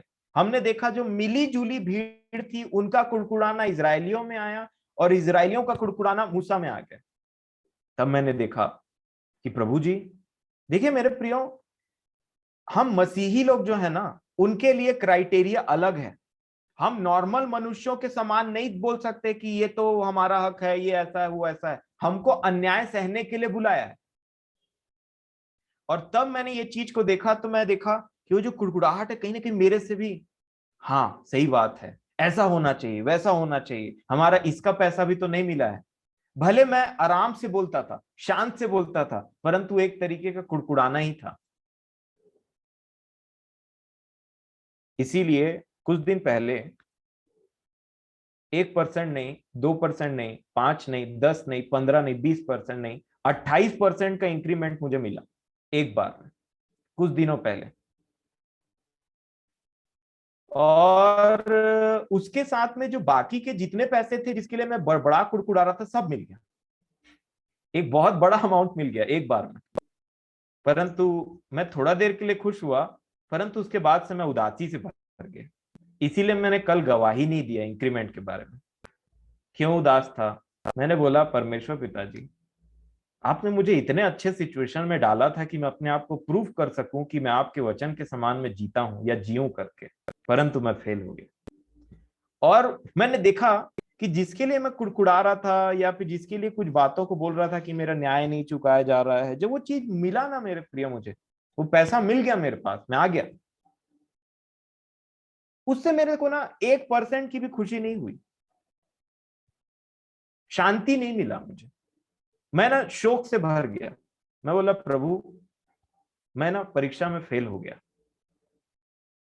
काश ऐसा होता कि इंक्रीमेंट ना हुआ रहता और 1 साल ऐसी और चलता। और फिर मैं आपसे यही प्रार्थना करता कि प्रभु जी, आप सब जानते हैं, और मुझे वो मसीह के स्वभाव को दिखाने का अवसर मिला रहता। मैं आपको सच बता रहा हूं, बहुत उदास हो गया मैं। और इसीलिए मैं कल शेयर भी नहीं किया। मुझे 28% इंक्रीमेंट और पिछले बकाया पैसा भी सब एक साथ मिल गया। मैं बोला छह, वापस ले लो ये सब। मन ही नहीं लग रहा उसमें, क्या करूं मैं बोला। अब उसको वो पैसे के बारे में सोचने ध्यान देने का मन भी नहीं कर रहा।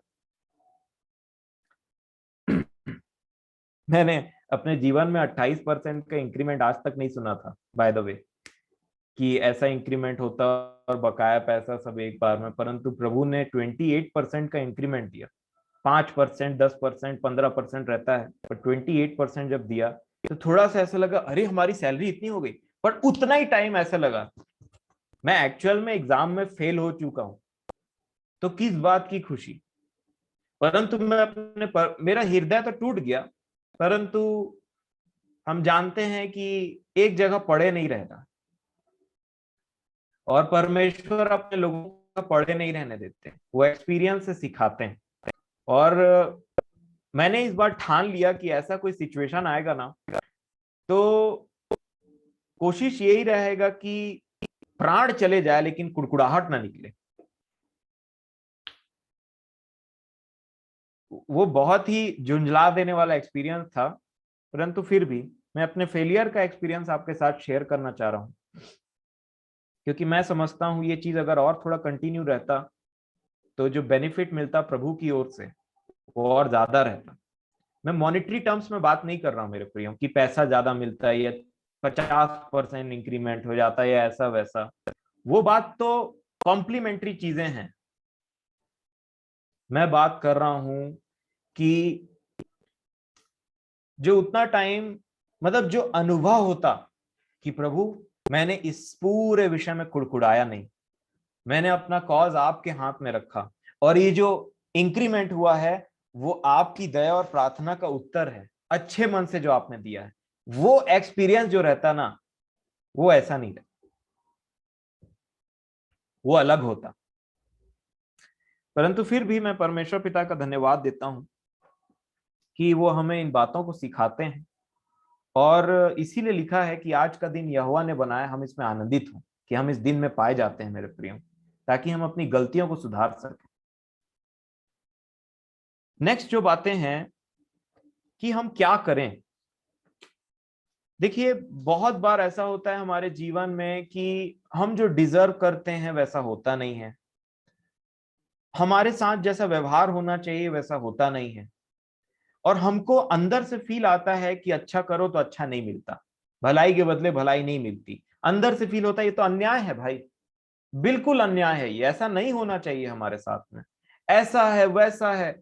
हमको पता है कि उस कंडीशन में हम सही हैं, परंतु याद रखें मेरे प्रियो, मैं और आप नॉर्मल लोग नहीं हैं, हमको अलग दर्जा दिया, हम जीवन पाए हुए लोग हैं जो अपने मसीह को और परमेश्वर को पहचानते हैं। इसीलिए हमारे लिए जो चीजें, जो क्राइटेरिया है ना, वो टोटली अलग है। प्रभु ने कहा, मत्ती रचित सुसमाचार 5 अध्याय और 43 वचन, मत्ती 5:43, प्रभु कहते हैं, तुम सुन चुके हो कि कहा गया था अपने पड़ोसी से प्रेम रखना और अपने बैरी से बैर, परंतु मैं तुमसे यह कहता हूं कि अपने बैरियों से प्रेम रखो और अपने सताने वालों के लिए प्रार्थना करो। ये मनुष्य से संभव है? नहीं है ये मनुष्य से संभव, इसलिए हम मनुष्य नहीं हैं। यहां पे वो बोलते हैं कि अपने बैरियों से प्रेम रखो और अपने सताने वालों के लिए प्रार्थना करो। फिर वो बोलते हैं जिससे, तो क्या होगा, 45 वचन, जिससे तुम अपने स्वर्गीय पिता की संतान ठहरोगे, क्योंकि वह भले और बुरे दोनों पर अपना सूर्य उदय करता है और धर्मी और अधर्मी दोनों पर मेघ बरसाता है। ये परमेश्वर का स्वभाव। परमेश्वर का संतान होने के लिए क्या करना है? सताने वालों के लिए प्रार्थना करना है, जो परसिक्यूट करते हैं। फिर यहां पे क्या लिखा है, बैरियों से प्रेम रखो और सताने वालों के लिए प्रार्थना करो। मेरे प्रियो, यही तो है वो न्याय जिसके विषय में हमको आज समझने की जरूरत है। एक बेहतरीन चीज, जहां कहीं मुझे और आपको लगे अन्याय हो रहा है, रिश्तेदारी में, जॉब में, आस पड़ोस में किसी ने कुछ बोल दिया, वैसा है नहीं हम, और ये सब बातें कंटिन्यूअसली अगर चलती हैं, तो इसके विषय में मुझे और आपको एक चीज समझने की आवश्यकता है। देखिए याकूब ने क्या कहा था, याकूब 5 अध्याय, याकूब 5 अध्याय, और आप इसको पढ़िएगा। मैं इसको समराइज करके एक बात बोलना चाहता हूं समय को ध्यान में रखते हुए। याकूब 5 अध्याय के 1 वचन में वो बोलते हैं, हे धनवानों सुन तो लो, तुम अपने आने वाले क्लेशों पर चिल्ला चिल्ला कर रो। तुम्हारा धन बिगड़ गया है और तुम्हारे वस्त्रों को कीड़े खा गए हैं। ये किस प्रकार के धनवान है, थोड़ा आप ध्यान देंगे मेरे प्रिय। आगे लिखा है, तुम्हारे सोने चांदी में काई लग गई है और वह काई तुम पर गवाही देगी और आग के समान तुम्हारा मांस खा जाएगी। तुमने अंतिम युग में धन बटोरा है। क्यों ऐसा बोल रहे हैं ये? उसका रीजन यहाँ पे 4 वचन में देखिए क्या लिखा है, कैसे धनवान है ये। देखो, जिन मजदूरों ने तुम्हारे खेत काटे, उन्हीं की मजदूरी जो तुमने धोखा देकर रख ली है चिल्ला रही है। कौन चिल्ला रहा है? मजदूर नहीं, मजदूरी। जो पैसा अकाउंट में रखा है वो चिल्ला रहा है, जिसके कारण वे धनवान गिने जाते हैं। आप सोचिए थोड़ा। प्रभु, मैं देख रहा था परमेश्वर पिता पुराने नियम में ये बोलते थे, हे पृथ्वी सुन, तो पृथ्वी सुनेगी। यहां पे लिखा है, कौन गवाही दे रहा है? जिन मजदूरों ने तुम्हारे खेत काटे, उनकी वह मजदूरी जो तुमने धोखा देकर रख ली चिल्ला रही है। मजदूरी चिल्ला रही है, पैसे चिल्ला रहे हैं जो अकाउंट में रखे हुए हैं। इसीलिए जक्कई ने मन फिराव के लिए उन पैसों को रिटर्न कर डाला कि मैं से कोई पैसों को नहीं रखूंगा जो चिल्ला करके गवाही दे। उसको ये वचन तो नहीं पता था, परंतु प्रभु के आगमन से वो उसको प्रकाशन मिला और उसने एक निर्णय लिया कि मैं वो पैसों को वापस कर दूंगा और जिनसे मैंने अन्याय से कुछ ऐसे लिया है उसको 4 गुना वापस कर दूंगा। इसीलिए मेरे प्रियो यहां पे ये बोलते हैं, तुम पृथ्वी पर भोग विलास में लगे रहे और बड़ा ही सुख होगा। तुमने इस वध के दिन के लिए अपने हृदय का पालन पोषण करके उसको मोटा ताजा किया। क्यों? और धर्मी कौन है? इसीलिए यही क्राइटेरिया में तो मैं फेल हो गया अपने गवाही के अनुसार। क्या लिखा है 6वें में? लिखा है, तुमने धर्मी को दोषी ठहराकर मार डाला, वह तुम्हारा सामना नहीं करता। धर्मी सामना नहीं करता, धर्मी सामना नहीं करता, मतलब हमें अन्याय का सामना नहीं करना है। वो धर्मी की एक क्राइटेरिया यहां पे बाइबल में लिखा है। प्रभु यीशु मसीह ने कहा, मेरा राज्य यहां का नहीं है। अगर मेरा राज्य यहां का होता तो मेरे सेवक लड़ते। एक प्रचारक ने कहा, इस पृथ्वी पे लड़ते वही हैं जिनका राज्य यहीं का है। प्रभु कहते हैं कि मेरा राज्य यहां का नहीं, इस पृथ्वी का नहीं, इसलिए मेरे सेवक नहीं लड़ते। तो कौन लड़ते हैं? कौन कुड़कुड़ाते हैं? मैं अपने जीवन के लिए ऐसा लेता हूं मेरे प्रिय। और तब यहां पे एक बात लिखी हुई देखिए, अब जिन पर अन्याय हो रहा है उनको क्या बोला गया? देखिए यहां पे क्या लिखा है 7 वचन, इसलिए बोला। इसलिए मतलब ऊपर कनेक्शन है इसी का, इसका रिलेशन कनेक्शन। तो क्या बोलते हैं याकूब? इसलिए हे भाइयों, अब धनवानों को बात नहीं बोल रहे हैं, अब उनको बोल रहे हैं जिन पर अन्याय हो रहा है। हाँ मेरे प्रियो, समझने की आवश्यकता है। इसलिए हे भाइयों, प्रभु के आगमन तक धीरज धरो। कौन धीरज धरेगा? जिनके ऊपर अन्याय हो रहा है। और क्या बोलते हैं? देखो, किसान पृथ्वी की बहुमूल्य फसल की आशा रखता हुआ प्रथम और अंतिम वर्षा होने तक धीरज धरता है। तुम भी धीरज धरो और अपने हृदय को दृढ़ करो, क्योंकि प्रभु का आगमन निकट है। अब 9वें वचन में देखिए क्या लिखा है, हे भाइयों, एक दूसरे पर दोष न लगाओ ताकि तुम दोषी न ठहरो। देखो, हाकिम द्वार पर खड़ा है। हाकिम मतलब जज, उसके पास में केस है। तुम पर अन्याय भी हो रहा है तो एक दूसरे पर दोष मत लगाओ, नहीं तो तुम भी दोषी ठहरोगे। यही मैं वो एग्जाम्पल के थ्रू बताने की कोशिश कर रहा था मेरे प्रियो। सही होना इनफ नहीं है कि अगर हमारा इस पृथ्वी पे सही होने का मतलब, अगर मेरे पर अन्याय हो रहा है तो उसका केस मेरे को उसके पास ले जाना है जो मेरा न्याय चुकाएगा। अगर मैं कुड़कुड़ाऊंगा और बड़बड़ाऊंगा तो न्याय बिगड़ जाएगा, बिगड़ जाएगा। ये याकूब बोल रहे थे कि देखो धनवानों, तुम तो गए, जो तुमने ऐसा काम किया है कि तो तुम लूटते हो और मजदूरी नहीं देते हो और छल से पैसा ले लेते हो इधर उधर, तुम तो गए। लेकिन उसके बाद वो भाइयों को सलाह दे रहे हैं कि भाइयों धीरज धरो, जो हाकिम है ना वो द्वार पे खड़ा है, बस तुम अपना केस जो है ना कुड़कुड़ा करके बिगाड़ मत देना, दोष लगा करके बिगाड़ मत देना। यही बोल रहे थे, दोष मत लगाओ तो तुम पर भी दोष नहीं लगेगा, तुम बस हाकिम का इंतजार करो, तुम खुद दोष मत लगा जाओ, या ना हाकिम की जगह में मत बैठ जाओ जाकर के और बोलने मत लग जाओ ये सही वो गलत। हाँ मेरे प्रिय, ये वही चीज था जो अंदर तक मेरे को चुभ गया, प्रभु मैं इसमें चुप कर गया। भला होता कि मैं अपने विषय में एक भी बात ना कहता, कुड़कुड़ाता नहीं, परंतु अपने सब केस को प्रभु के हाथ में सौंपता। परंतु आगे से मैंने ठान लिया है कि जो विपत्ति, जो अन्याय, जो ऐसी बातें मेरे जीवन में होती हैं, उसके लिए न कुड़कुड़ाना है न दोष लगाना है, भले मैं सही भी हूं वहां पे, परंतु अपना केस सच्चे न्याय के हाथ में सौंपना है मेरे प्रियो। और इसीलिए प्रभु ने कहा कि जो तुमको इस गाल पे मारे उसके लिए ये भी वापस कर दो।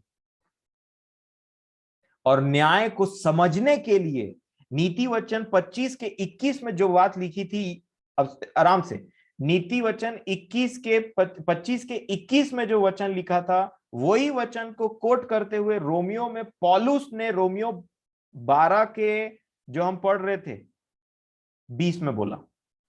देखिए तो रोमियो 12 के 20 में क्या लिखा है कि न्याय जो अपना केस है ना उसको स्ट्रांग कैसे बनाया जाता है, केस को स्ट्रांग कैसे बनाया जाता है। मैं पढ़ता हूं आपके सामने में, रोमियो 12 का 19 और 20 पढ़ूंगा। पौलुस बोलते हैं, हे प्रियो बदला न लेना, परंतु परमेश्वर के क्रोध को अवसर दो, क्योंकि लिखा है बदला लेना मेरा काम है, प्रभु कहता है मैं ही बदला दूंगा। और फिर वो 20 वचन में नीति वचन 25 के 21 को कोट करके क्या बोलते हैं, परंतु यदि तेरा बैरी भूखा हो तो उसे खाना खिला, यदि प्यासा हो तो उसे पानी पिला। ऐसा करके क्या करेगा, अगर तू ऐसा करेगा तो क्या लिखा है, क्योंकि ऐसा करने से तू उसके सिर पर आग के अंगारों का ढेर लगाएगा। बुराई से ना हारो, परंतु भलाई से बुराई को जीत लो। वचन क्या बोलता है कि अगर तेरा बैरी, बैरी मतलब जो तुझसे खराब व्यवहार कर रहा है, ये सेम शब्द को शत्रु बोल सकते हैं। सेम शब्द का उपयोग हन्ना ने किया था अपने सिचुएशन में जब उसको पनिन्ना सताती थी। तो लिखा है जब तेरा बैरी भूखा हो तो उसे पानी पिला, तो उसे खाना खिला, जब वो प्यासा हो तो उसे पानी पिला। ऐसा करने से तू क्या करेगा पता है, उसके सिर में अंगार का ढेर रख देगा। क्यों, क्योंकि जब परमेश्वर ये देखेगा कि तुझे कोई मार रहा है, तेरे साथ अन्याय हो रहा है, पर फिर भी तू उसके साथ अच्छा व्यवहार कर रहा है, तो अगले की तो खैर नहीं। जी हाँ मेरे प्रियो, इसी को हमको समझने की जरूरत है कि न्याय कैसे होता है और कैसे हम सेफर साइड में रह सकते हैं। इसीलिए प्रभु ने क्या बोला, अपने सताने वालों के लिए प्रार्थना करो, है ना, जो तुमको परसिक्यूट करते हैं प्रार्थना करो। और यहां पे बोलते हैं कि उनको खाना खिलाओ भूखे हैं तो, पानी पिलाओ भूखे प्यासे हैं तो, क्योंकि ऐसे करके तुम्हारा केस और स्ट्रांग बनेगा उस सर्वशक्तिमान परमेश्वर के सामने में। ये हमको समझने की जरूरत है, क्योंकि मुझे और आपको न्याय के सिंहासन के सामने खड़े होने का जरूरत है। और यही वो बातें हैं जो हमारे केस को स्ट्रांग बनाएंगी मेरे प्रियो, और हमें निर्दोष करके प्रभु अपने सामने में खड़ा करेंगे। प्रैक्टिकल बात में हम कहाँ फेल हो जाते हैं, मैं आपके साथ में ये शेयर करना चाहता हूं कि कोई हमको सताता है या हमको किसी भी सिचुएशन में ऐसा लगता है कि जो हमारे साथ होना चाहिए था वो नहीं हो रहा। चाहे मैं फिर बोलता हूं, वो कहीं भी हो सकता है हमारे जीवन में, घर, कलीसिया, पड़ोस, ड्यूटी, कहीं पे भी जहां पे भी हम कार्यरत हैं हमारे कार्य क्षेत्र में, उस सारे सिचुएशन में हमको ये समझने की आवश्यकता है कि जब कभी हमको लगे कि हमारे साथ अन्याय हो रहा है या ठीक नहीं हो रहा है, जो हम डिजर्व करते हैं वो नहीं हो रहा है, तो प्रभु ने उसका सॉल्यूशन क्या बताया था मेरे प्रियो, प्रार्थना करो अपने बैरियों के लिए। यही हमारा मिस्टेक है कि हम जो नहीं करते। आप देखिएगा उतना टाइम प्रार्थना तो बिल्कुल नहीं हो पाता, बिल्कुल प्रार्थना नहीं हो पाता, क्योंकि हम अपने युक्तियों का, अपने समझ का सहारा लेने लग जाते हैं। मैं अपनी प्रैक्टिकल बातों को बता रहा हूं, शायद आप प्रार्थना करते होंगे तो अच्छी बात है। मुझे ये चीज सीखने की जरूरत है कि जो प्रार्थना मेरा थोड़ा उतना टाइम कम हो जाता है या ना के बराबर हो जाता है, उस प्रार्थना करने की जरूरत है, क्योंकि प्रभु ने वही एग्जाम्पल दिया और उसके सिवा और कोई उसका वो नहीं है, सॉल्यूशन नहीं है। क्योंकि सॉल्यूशन की बात जब मैं देख रहा था तो प्रभु ने अपने वचन से मुझसे बात किया। भजन संहिता 109 खोलिए तो देखिए क्या लिखा है। ये प्रभु ने काम किया था एक्चुअल में, मतलब प्रभु यीशु मसीह का ये फॉर्मूला है, वो उन्होंने प्रैक्टिकल अप्रोच दिखाया था। भजन संहिता 109 में, ये और कोई नहीं, प्रभु यीशु मसीह की बातें हैं जो दाऊद बोल रहे हैं। कैसे? इसका मैं 8 वचन पढ़ के कंफर्म करूंगा आपके सामने। लिखा है, उसके दिन थोड़े हों और उसके पद को दूसरा ले। ये किसके बारे में है? यहूदा इस्कारवती के बारे में है, जिसने प्रभु के साथ में ठीक व्यवहार नहीं किया था, उसको पकड़वा दिया, धोखा दिया, है ना। एक वचन से अब मैं पढ़ूंगा, देखिए ये क्या लिखा है। हे परमेश्वर, तू जिसकी मैं स्तुति करता हूं, चुप न रह, क्योंकि दुष्ट और कपटी मनुष्य ने मेरे विरुद्ध मुंह खोला है। कैसे पुरुष है? दुष्ट और कपटी मनुष्यों ने मेरे विरुद्ध मुंह खोला है, वे मेरे विषय में झूठ बोलते हैं। देखिएगा, आप थोड़ा प्रैक्टिकल अपने जीवन में लीजिए बातों को। दुष्ट और कपटी मनुष्य ने मेरे विरुद्ध मुंह खोला है, वे मेरे विषय में झूठ बोलते हैं। उन्होंने बैर के वचनों से मुझे चारों ओर से घेर लिया है और व्यर्थ मुझसे लड़ते हैं। मतलब इस व्यक्ति का, ये प्रभु का यहाँ पे कोई भी खराब चीज नहीं, इसीलिए लिखा है ना, निर्दोष था वो हर बातों में। दुष्ट हैं, कपटी हैं, मुंह से ये कर रहे हैं, वो कर रहे हैं, परंतु प्रभु का क्या काम, क्या किया वहां पे सॉल्यूशन। 4 वचन में क्या लिखा है? मेरे प्रेम के बदले में वे मेरा विरोध करते हैं, लिखा है मेरे प्रियो। प्रेम कर रहे हैं तो विरोध करते हैं। तो प्रभु क्या करते हैं? लिखा, परंतु मैं तो प्रार्थना में लवलीन रहता हूं। ये सॉल्यूशन, हर बात का सॉल्यूशन, प्रार्थना में लवलीन रहता हूं। मतलब वो दोष लगाते हैं तो मैं भी दोष लगाता हूं क्या? नहीं। वो मुझे झूठ बोलते हैं तो मैं भी उनको कुछ ऐसा करता हूं? नहीं। मैं प्रेम करता हूं, वो मेरा विरोध करते हैं, मुझसे नफरत करते हैं, तो मैं भी क्या करता हूं उनके लिए ऐसा करता हूं क्या? नहीं। मैं तो प्रार्थना में लवलीन रहता हूं। यही हमारी एक वीकनेस, मेरी एक वीकनेस थी उस पॉइंट में, कि मैं प्रार्थना नहीं करके अपनी समझ का सहारा लेने लगा, और वो एनवायरमेंट में मैं भूल गया कि मैं उस भीड़ का भागी नहीं हूं, परंतु मैं एक मसीही हूं। और इसीलिए मेरे प्रियो, जब ऐसा सिचुएशन हमारे जीवन में आए, हम प्रार्थना में लग जाएं। प्रभु ने कहा प्रार्थना करो जब सताया जाए, तो मैं उतना टाइम कुछ को और खोजने लग गए, कुछ और बातों को सोचने लगे। प्रार्थना ही उत्तर है, अपने केस को परमेश्वर को सौंपना ही उत्तर है। इसके विषय में एक और बात बोलना चाहूंगा। कई बार देखिए, न्याय चुकाते हैं ना जो परमेश्वर पिता, उसमें समय लगता है। आपने और मैंने देखा कि लिया के टाइम में कितना समय लगा। आपने और मैंने देखा कि याकूब के न्याय को करने के लिए परमेश्वर ने 14 वर्ष लिए, तब न्याय हुआ।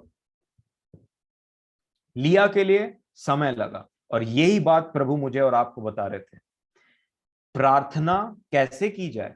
विश्वास और आशा के साथ में। बहुत जरूरी कंपोनेंट दो, विश्वास और आशा। विश्वास इसलिए कि परमेश्वर हमारी सुनेगा, आशा इसलिए कि उसमें समय लग सकता है। तो होप की जरूरत, आशा की जरूरत, किसी लंबे समय के कार्य को करने के लिए जरूरत पड़ती है आशा की, धीरज की जरूरत वहां पड़ती है। और इसलिए लूका रचित सुसमाचार 18 अध्याय में प्रभु यीशु मसीह ने एक एग्जाम्पल को जो दिया, क्या कहा? उस एग्जाम्पल, उस दृष्टांत का शीर्षक ही यही था कि प्रार्थना करते रहो और हियाव ना छोड़ो। हियाव किसके लिए जरूरत रहता है? जब प्रार्थना का उत्तर आने में थोड़ा टाइम लगता है। परंतु हमको समझना है कि इसमें टाइम लगेगा, इसीलिए प्रभु ने बोला हियाव ना छोड़ो। बार बार प्रार्थना करने की आवश्यकता होती है हमको, मेरे प्रियो याद रखिएगा।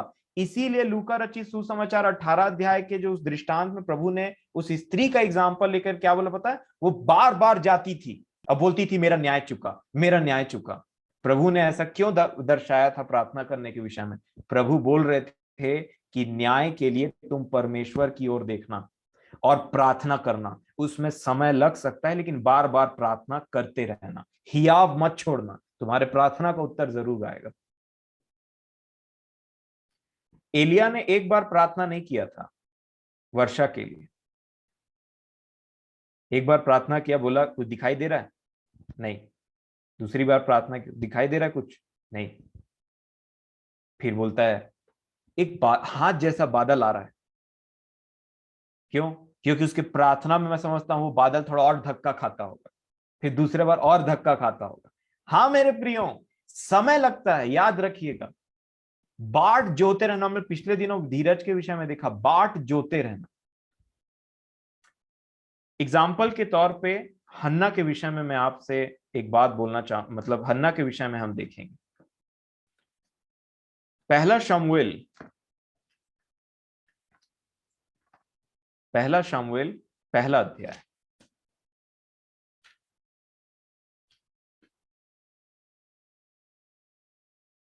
पहला शमूएल पहला अध्याय और 3 वचन मैं पढ़ता हूं आपके सामने। पहला शमूएल पहला अध्याय 3 वचन लिखा है कि वह पुरुष प्रति वर्ष, ये हन्ना और पनिन्ना के हस्बैंड की बात चल रही है यहाँ पे, है ना? तो लिखा है एल्काना के विषय में 3 वचन में, वह पुरुष प्रति वर्ष अपने नगर से सेनाओं के यहोवा को दंडवत करने और मेल बलि चढ़ाने के लिए शीलो में जाता था। वहां हुपनी और पिनहास नामक एली के दोनों पुत्र, मतलब ये बोल रहा है कि प्रति वर्ष जो एल्काना है, जो हन्ना और पनिन्ना का पति है, वो प्रति वर्ष परमेश्वर के पास में जाता था भेंट चढ़ाने के लिए। और ये प्रति वर्ष की बात है, याद रखिए। मैं आपको ये बता रहा हूं कि प्रार्थना के उत्तर में टाइम लगता है, न्याय चुकाने में टाइम लगता है। चाहे आप हबक्कुक की पुस्तक भी क्यों ना पढ़ ले, उसमें भी यही बात को बताया गया। और न्याय के समय में जो टाइम लगता है, देखिए क्या है लिखा है, प्रति वर्ष, मतलब 1 वर्ष, दूसरा, तीसरा, ऐसे पार होते जा रहा है। और हर वर्ष क्या हो रहा है, 7 वचन में मैं आ जाऊंगा अब, इसको थोड़ा जल्दी करने के लिए। क्या लिखा है, वह तो प्रति वर्ष ऐसा ही करता था, और जब हन्ना यहोवा के भवन को जाती थी तो पनिन्ना उसको चिढ़ाती थी, इसलिए वह रोटी और खाना ना खाती थी। प्रति वर्ष यही काम चल रहा है। पहला साल तीनों गए, भेंट चढ़ाया गया, एल्काना ने पनिन्ना को और उसके बच्चों को भेंट दिया, हन्ना को दुगना दिया। पनिन्ना ने हन्ना को चिढ़ाया, तेरा बच्चा नहीं है, ये वो, है ना? उसके बाद ईयर नंबर 2, दूसरा साल, सेम चीज, पनिन्ना ने हन्ना को चिढ़ाया। प्रति वर्ष वही काम चल रहा है, चिढ़ाना चिढ़ाना चिढ़ाना। इतना दुखी हो गई बेचारी। मैं एक बात देख रहा था, एक क्वालिटी हन्ना की, हन्ना ने पनिन्ना को पलट के कुछ नहीं बोला कभी।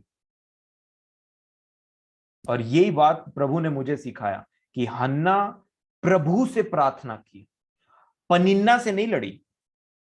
तू तेरा देख, ये वो, मैं भी जानती हूं तेरे बच्चे कैसे हैं, ऐसा ऐसा ऐसा कुछ नहीं किया, परंतु उसने अपने केस को परमेश्वर के हाथ में सौंपा। प्रति वर्ष चिढ़ा रही है, एक तो बच्चा नहीं हो रहा, उसका दुख अलग, सौत है, उसके बच्चे हैं, और ऐसी वो क्रूर टाइप की महिला है कि वो उसको चिढ़ाती है कि तेरा बच्चा नहीं होता है करके। वो दुख अलग, रो रही है, खाना नहीं खा रही है, उसका ध्यान टोटली बच्चे के ऊपर में है। और क्यों ना हो, परमेश्वर की मर्जी थी कि शमूएल पैदा हो। तो ये प्रोसेस भी अलग रहता है। प्रभु के जो महान बच्चे मतलब पैदा होते हैं, या लोग से जिनको कार्य रहता है ना, वो अलग ही तरीके के होते हैं। और स्टार्ट हुआ हन्ना से, तो देखिए प्रति वर्ष उसको ये हो रहा था कि चिढ़ा रही, उसका मन दुखी हो रहा है। दूसरा साल आए, चिढ़ा रही, मन दुखी हो रहा है। तीसरा साल, चौथा साल, ऐसे होते होते उस चीड़ उस खराब, मतलब वो टूट गई हन्ना पूरी अंदर से। और फिर क्या लिखा है 10वें वचन, वह मन में व्याकुल होकर यहोवा से प्रार्थना करने और बिलख कर रोने लगी। उसने पनिन्ना को कुछ नहीं बोला, लड़ाई नहीं किया, चिड़चिड़ाई नहीं, उल्टा सीधा पलट करके नहीं बोला, परंतु यहोवा से प्रार्थना किया लिखा है। उसके बाद में 16 वचन में इसी के लिखा है कि वो एली से बोलती है। अब इससे भी बड़ा दुख ये है, याजक भी उसको पियक्कड़ स्त्री समझ रहा है, परंतु फिर भी बिचारी के शब्द नहीं बिगड़े वहां पे, और ना ही उन्होंने कुछ बोला। बोला कि ऐसा मत समझिए, मैं ऐसी स्त्री नहीं। 16 वचन में उन्होंने कहा, अपनी दासी को ओछी स्त्री ना जान, जो कुछ मैंने अब तक कहा है वह बहुत ही शोकित होने और चिढ़ाई जाने के कारण कहा। बहुत ही शोकित हूं मैं, बहुत ही चिढ़ाई गई हूं, इसलिए मैंने ऐसे प्रार्थना किया। तब एली ने उसको आशीष दिया कि पुत्र होगा तेरा। और जब उसका पुत्र उत्पन्न हुआ, शमूएल जब उसके पैदा हुए, तब हन्ना ने, जो परमेश्वर ने उसकी कोख को खोला था, हन्ना ने परमेश्वर को का गुणानुवाद किया।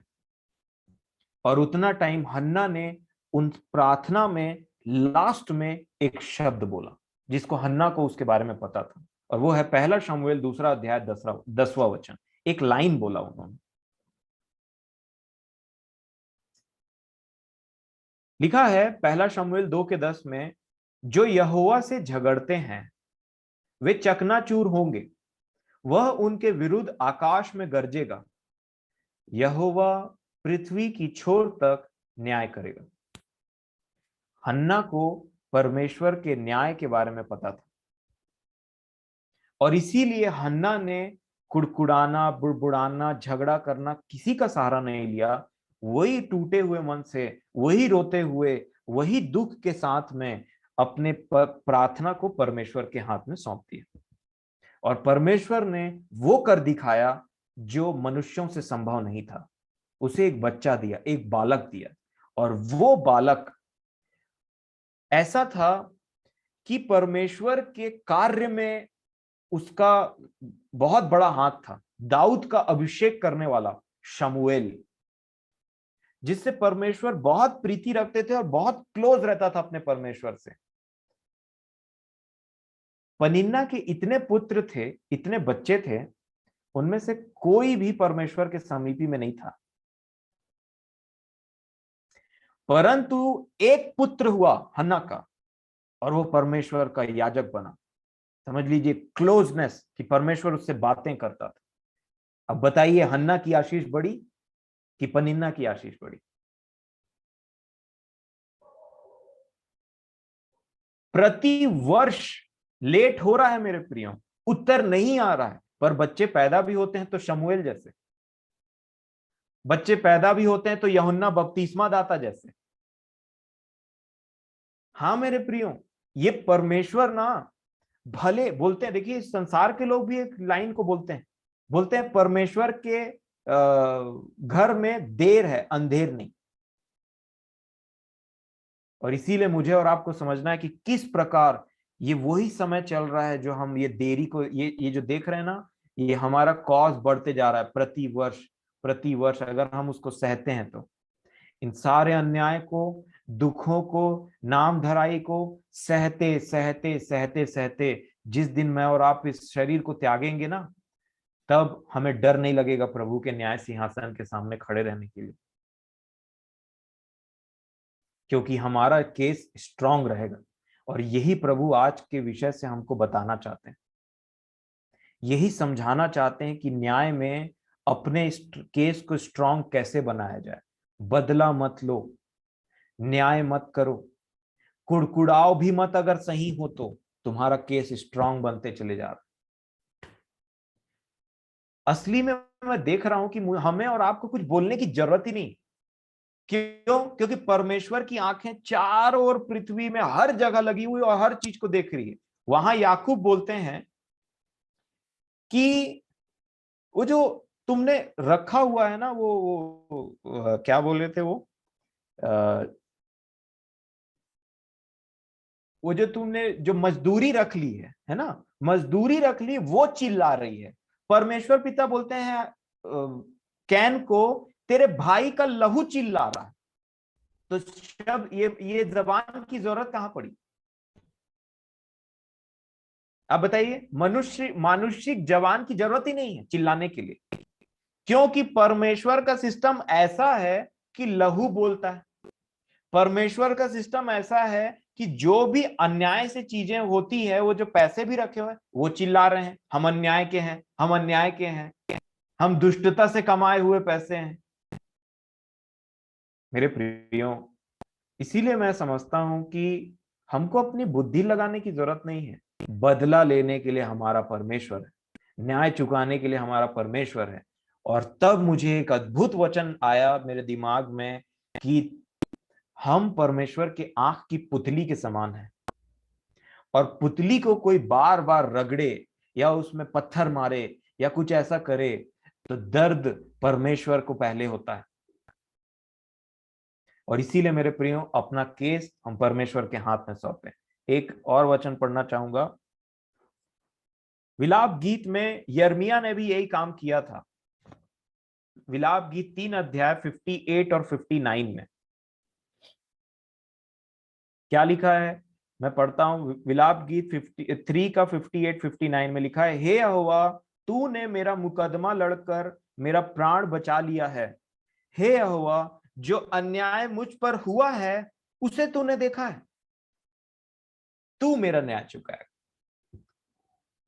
परमेश्वर मेरा न्याय चुकाएगा, ऐसे लिखा है। जो अन्याय हुआ है मुझ पर उसको तूने देखा है, अब तू मेरा न्याय चुकाएगा मेरे परमेश्वर। यिर्मयाह ने भी बहुत बहुत बुद्धिमानी और बहुत नम्रता के साथ अपने केस को ना परमेश्वर के हाथ में दे दिया। अन्याय जो हो रहा है प्रभु आप देख रहे हैं, आप ही न्याय चुकाइए। और यही मुझे और आपको भी रखना है मेरे प्रिय।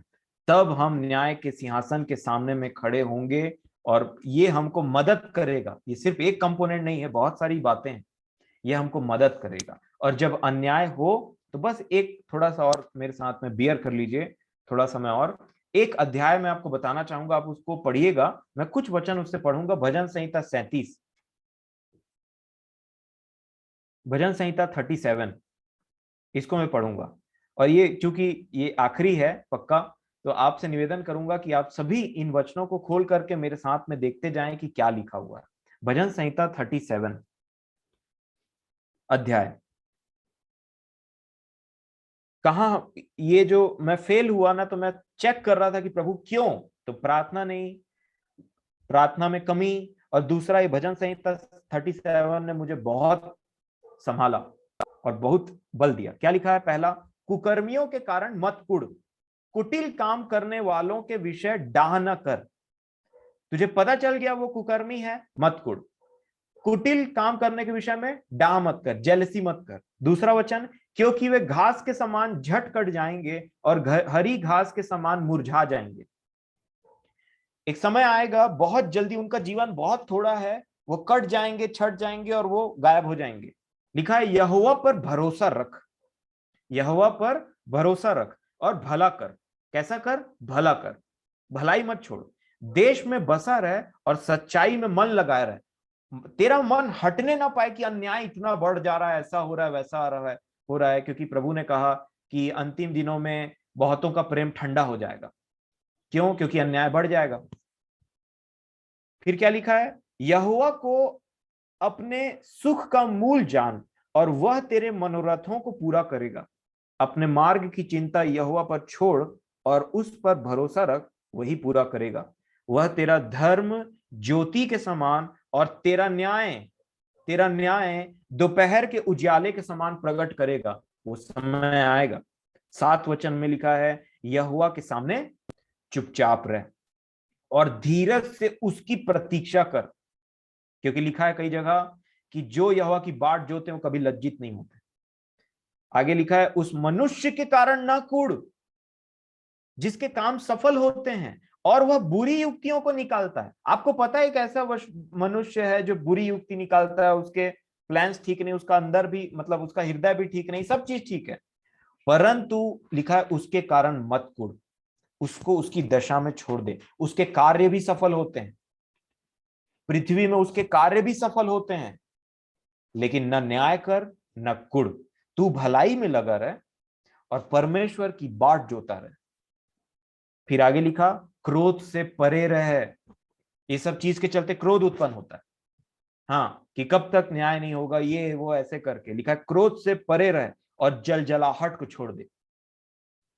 मत कुड़, उससे बुराई ही निकलेगी, कुड़ने से और कुछ, डू नॉट फ्रेट, बुराई ही निकलेगी। कुड़ मत, उससे बुराई निकलेगी, क्योंकि कुकर्मी लोग काट डाले जाएंगे और जो यहोवा की बाट जोते हैं वे पृथ्वी के अधिकारी होंगे। मेरे प्रियो, ये बातें ऐसी है ना जो हमारे हृदय में बस जानी चाहिए पवित्र आत्मा के द्वारा। और इसीलिए मुझे एक स्टेटमेंट याद आता है जो मैं खुद अपने जीवन में देख रहा था, मैं समझ रहा था, क्योंकि कुछ बातों को एक लाइन में बनाना पड़ता है अपने जीवन में हृदय की पट्टियों पर लिखने के लिए। और वो ये है कि जो धर्मी लोग होते हैं, जो परमेश्वर के पुत्र होते हैं, प्रभु यीशु मसीह के भाई और बहन होते हैं ना, वो न्याय को भली भांति समझते हैं कि क्या होने वाला अगले का, पर न्याय नहीं करते, क्योंकि उनको पता है एक समय आएगा जब न्याय होगा और उतना टाइम वो पृथ्वी के न्याय करेंगे, जैसा पौलुस बोल रहे थे, परंतु समय से पहले नहीं करते, समय से पहले कुड़ते नहीं, समय से पहले बदला नहीं लेते, क्योंकि उनको पता है एक समय है, उसने एक समय ठहराया है जिसमें अपने पुत्र के द्वारा जगत का न्याय करेगा, ऐसा लिखा है प्रेरितों के काम 17 अध्याय में। और इसीलिए मेरे प्रियो, मत कुड़िए, भलाई बुराई आ रही है, भलाई करिए। और इसी के लिए बोला कि भूखा हो तेरा बैरी तो खाना खिला, प्यासा हो तो पानी पिला, इससे तू जलते हुए अंगारे उसके सिर के ऊपर में रखे। और इन्हीं बातों को मैं समझता हूं, क्योंकि हमारा मन खराब हो जाता है। कई बार ऐसा होता है काम करने की इच्छा नहीं होती, लगता है हमारा न्याय नहीं चुकाया गया। कई बार ऐसा होता है कि भाई मेरा मन नहीं कर रहा है यार, मैं उब गया हूं ये सब चीजों से, तो भलाई करना छूटते चले जाता है। फिर लोग बोल उठते हैं भलाई का जमाना नहीं रहा, और नाना प्रकार की बात कि वो बॉटल से घी सीधी उंगली से ना निकले तो टेढ़ा करना पड़ेगा, ऐसा वैसा करके। नहीं मेरे प्रियो, हम उस कैटेगरी के लोग नहीं हैं। हमको बोला गया है और हमारे मन में पवित्र आत्मा ने उस प्रकाशन को दिया है कि तुम भलाई में लगे रहो। और अगर हम ऐसा करते रहेंगे, और अगर कई बार क्या होता है पता है, आंसू भी निकलते हैं, दुख भी होता है, इसीलिए प्रकाशित वाक्य में लिखा है वो अपने लोगों के आंखों से आंसू को पोंछेगा, कुप्पी में रखता है हमारे आंसुओं को। इन सब को होने दीजिए। ये पृथ्वी में इन अन्याय को, इन बातों को सहते सहते चले जाएंगे ना, तभी हम वो कलीसिया होंगे जो अपने दूल्हे के आने की बाट जोत सकते हैं। नहीं तो अगर हमारा जीवन ऐसा नहीं हुआ तो हम हमेशा प्रभु यीशु मसीह के आगमन से डरते ही रहेंगे। परंतु अगर हमारा जीवन प्रभु के वचनों के अनुसार होता चले जाता है, तभी आत्मा चिल्ला करके कलीसिया के साथ एक होकर के, हम जो कलीसिया है वो बोलते हैं कि आप प्रभु यीशु मसीह आइए। तो प्रभु मेरी और आपकी सहायता करे। थोड़ा समय मैंने ज्यादा तो ले लिया, परंतु इन बातों के लिए मैं परमेश्वर पिता का धन्यवाद देता हूं। बहुत ही इंपॉर्टेंट विषय है, आप जरूर इन विषयों पर ध्यान दें आगे भी, और अपने मनों को कठोर मत करिए। गलती होती है और अभी तक होती आई है, तो उसके लिए क्षमा मांगने की जरूरत है। और जैसा वचन लिखा है वैसा हो सकता है मेरे प्रिय, अभी तक नहीं हुआ वो बात अलग है, लेकिन अगर मैं विश्वास करूं कि ऐसा जैसा लिखा है मेरे जीवन में हो सकता है, ना तो बल से ना तो शक्ति से, परंतु परमेश्वर के उस पवित्र आत्मा के द्वारा,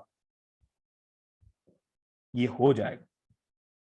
संसार में तुम्हें क्लेश होगा, परंतु धाड़स बांधो, मैंने संसार को जीत लिया है।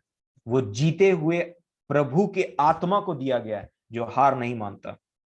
और इसीलिए मेरे प्रियो, परमेश्वर से प्रेम करिए और इन सब बातों को सहते चले जाइए। स्वर्ग में हम जरूर मिलेंगे और हमारा न्याय हमारा परमेश्वर चुकाएगा। प्रभु आप सबों के साथ हो, उनका अनुग्रह, उनकी शांति आप सबों के साथ हो। धन्यवाद देता हूँ अपने परमेश्वर पिता का कि इस सुंदर समय के लिए और इन बातों के लिए जिनको मैं इतने कम समय में बोल सका और उन बातों को आपके सामने में रख सका। और बहुत सारी बातें हैं, मैं हड़बड़ा जरूर जाता हूँ क्योंकि बहुत सारी बातें रहती हैं, परंतु उन बातों को ऐसे कंप्रेस करके एक जगह में ऐसे देना बहुत मुश्किल हो जाता है। परंतु फिर भी मैं आपका धन्यवाद देता हूँ कि आपने इन बातों को सुना। जरूर निर्णय लीजिए, बातों पर मनन करिए और सच्चे मसीही के समान में हम जीवन बिताएं। आमीन।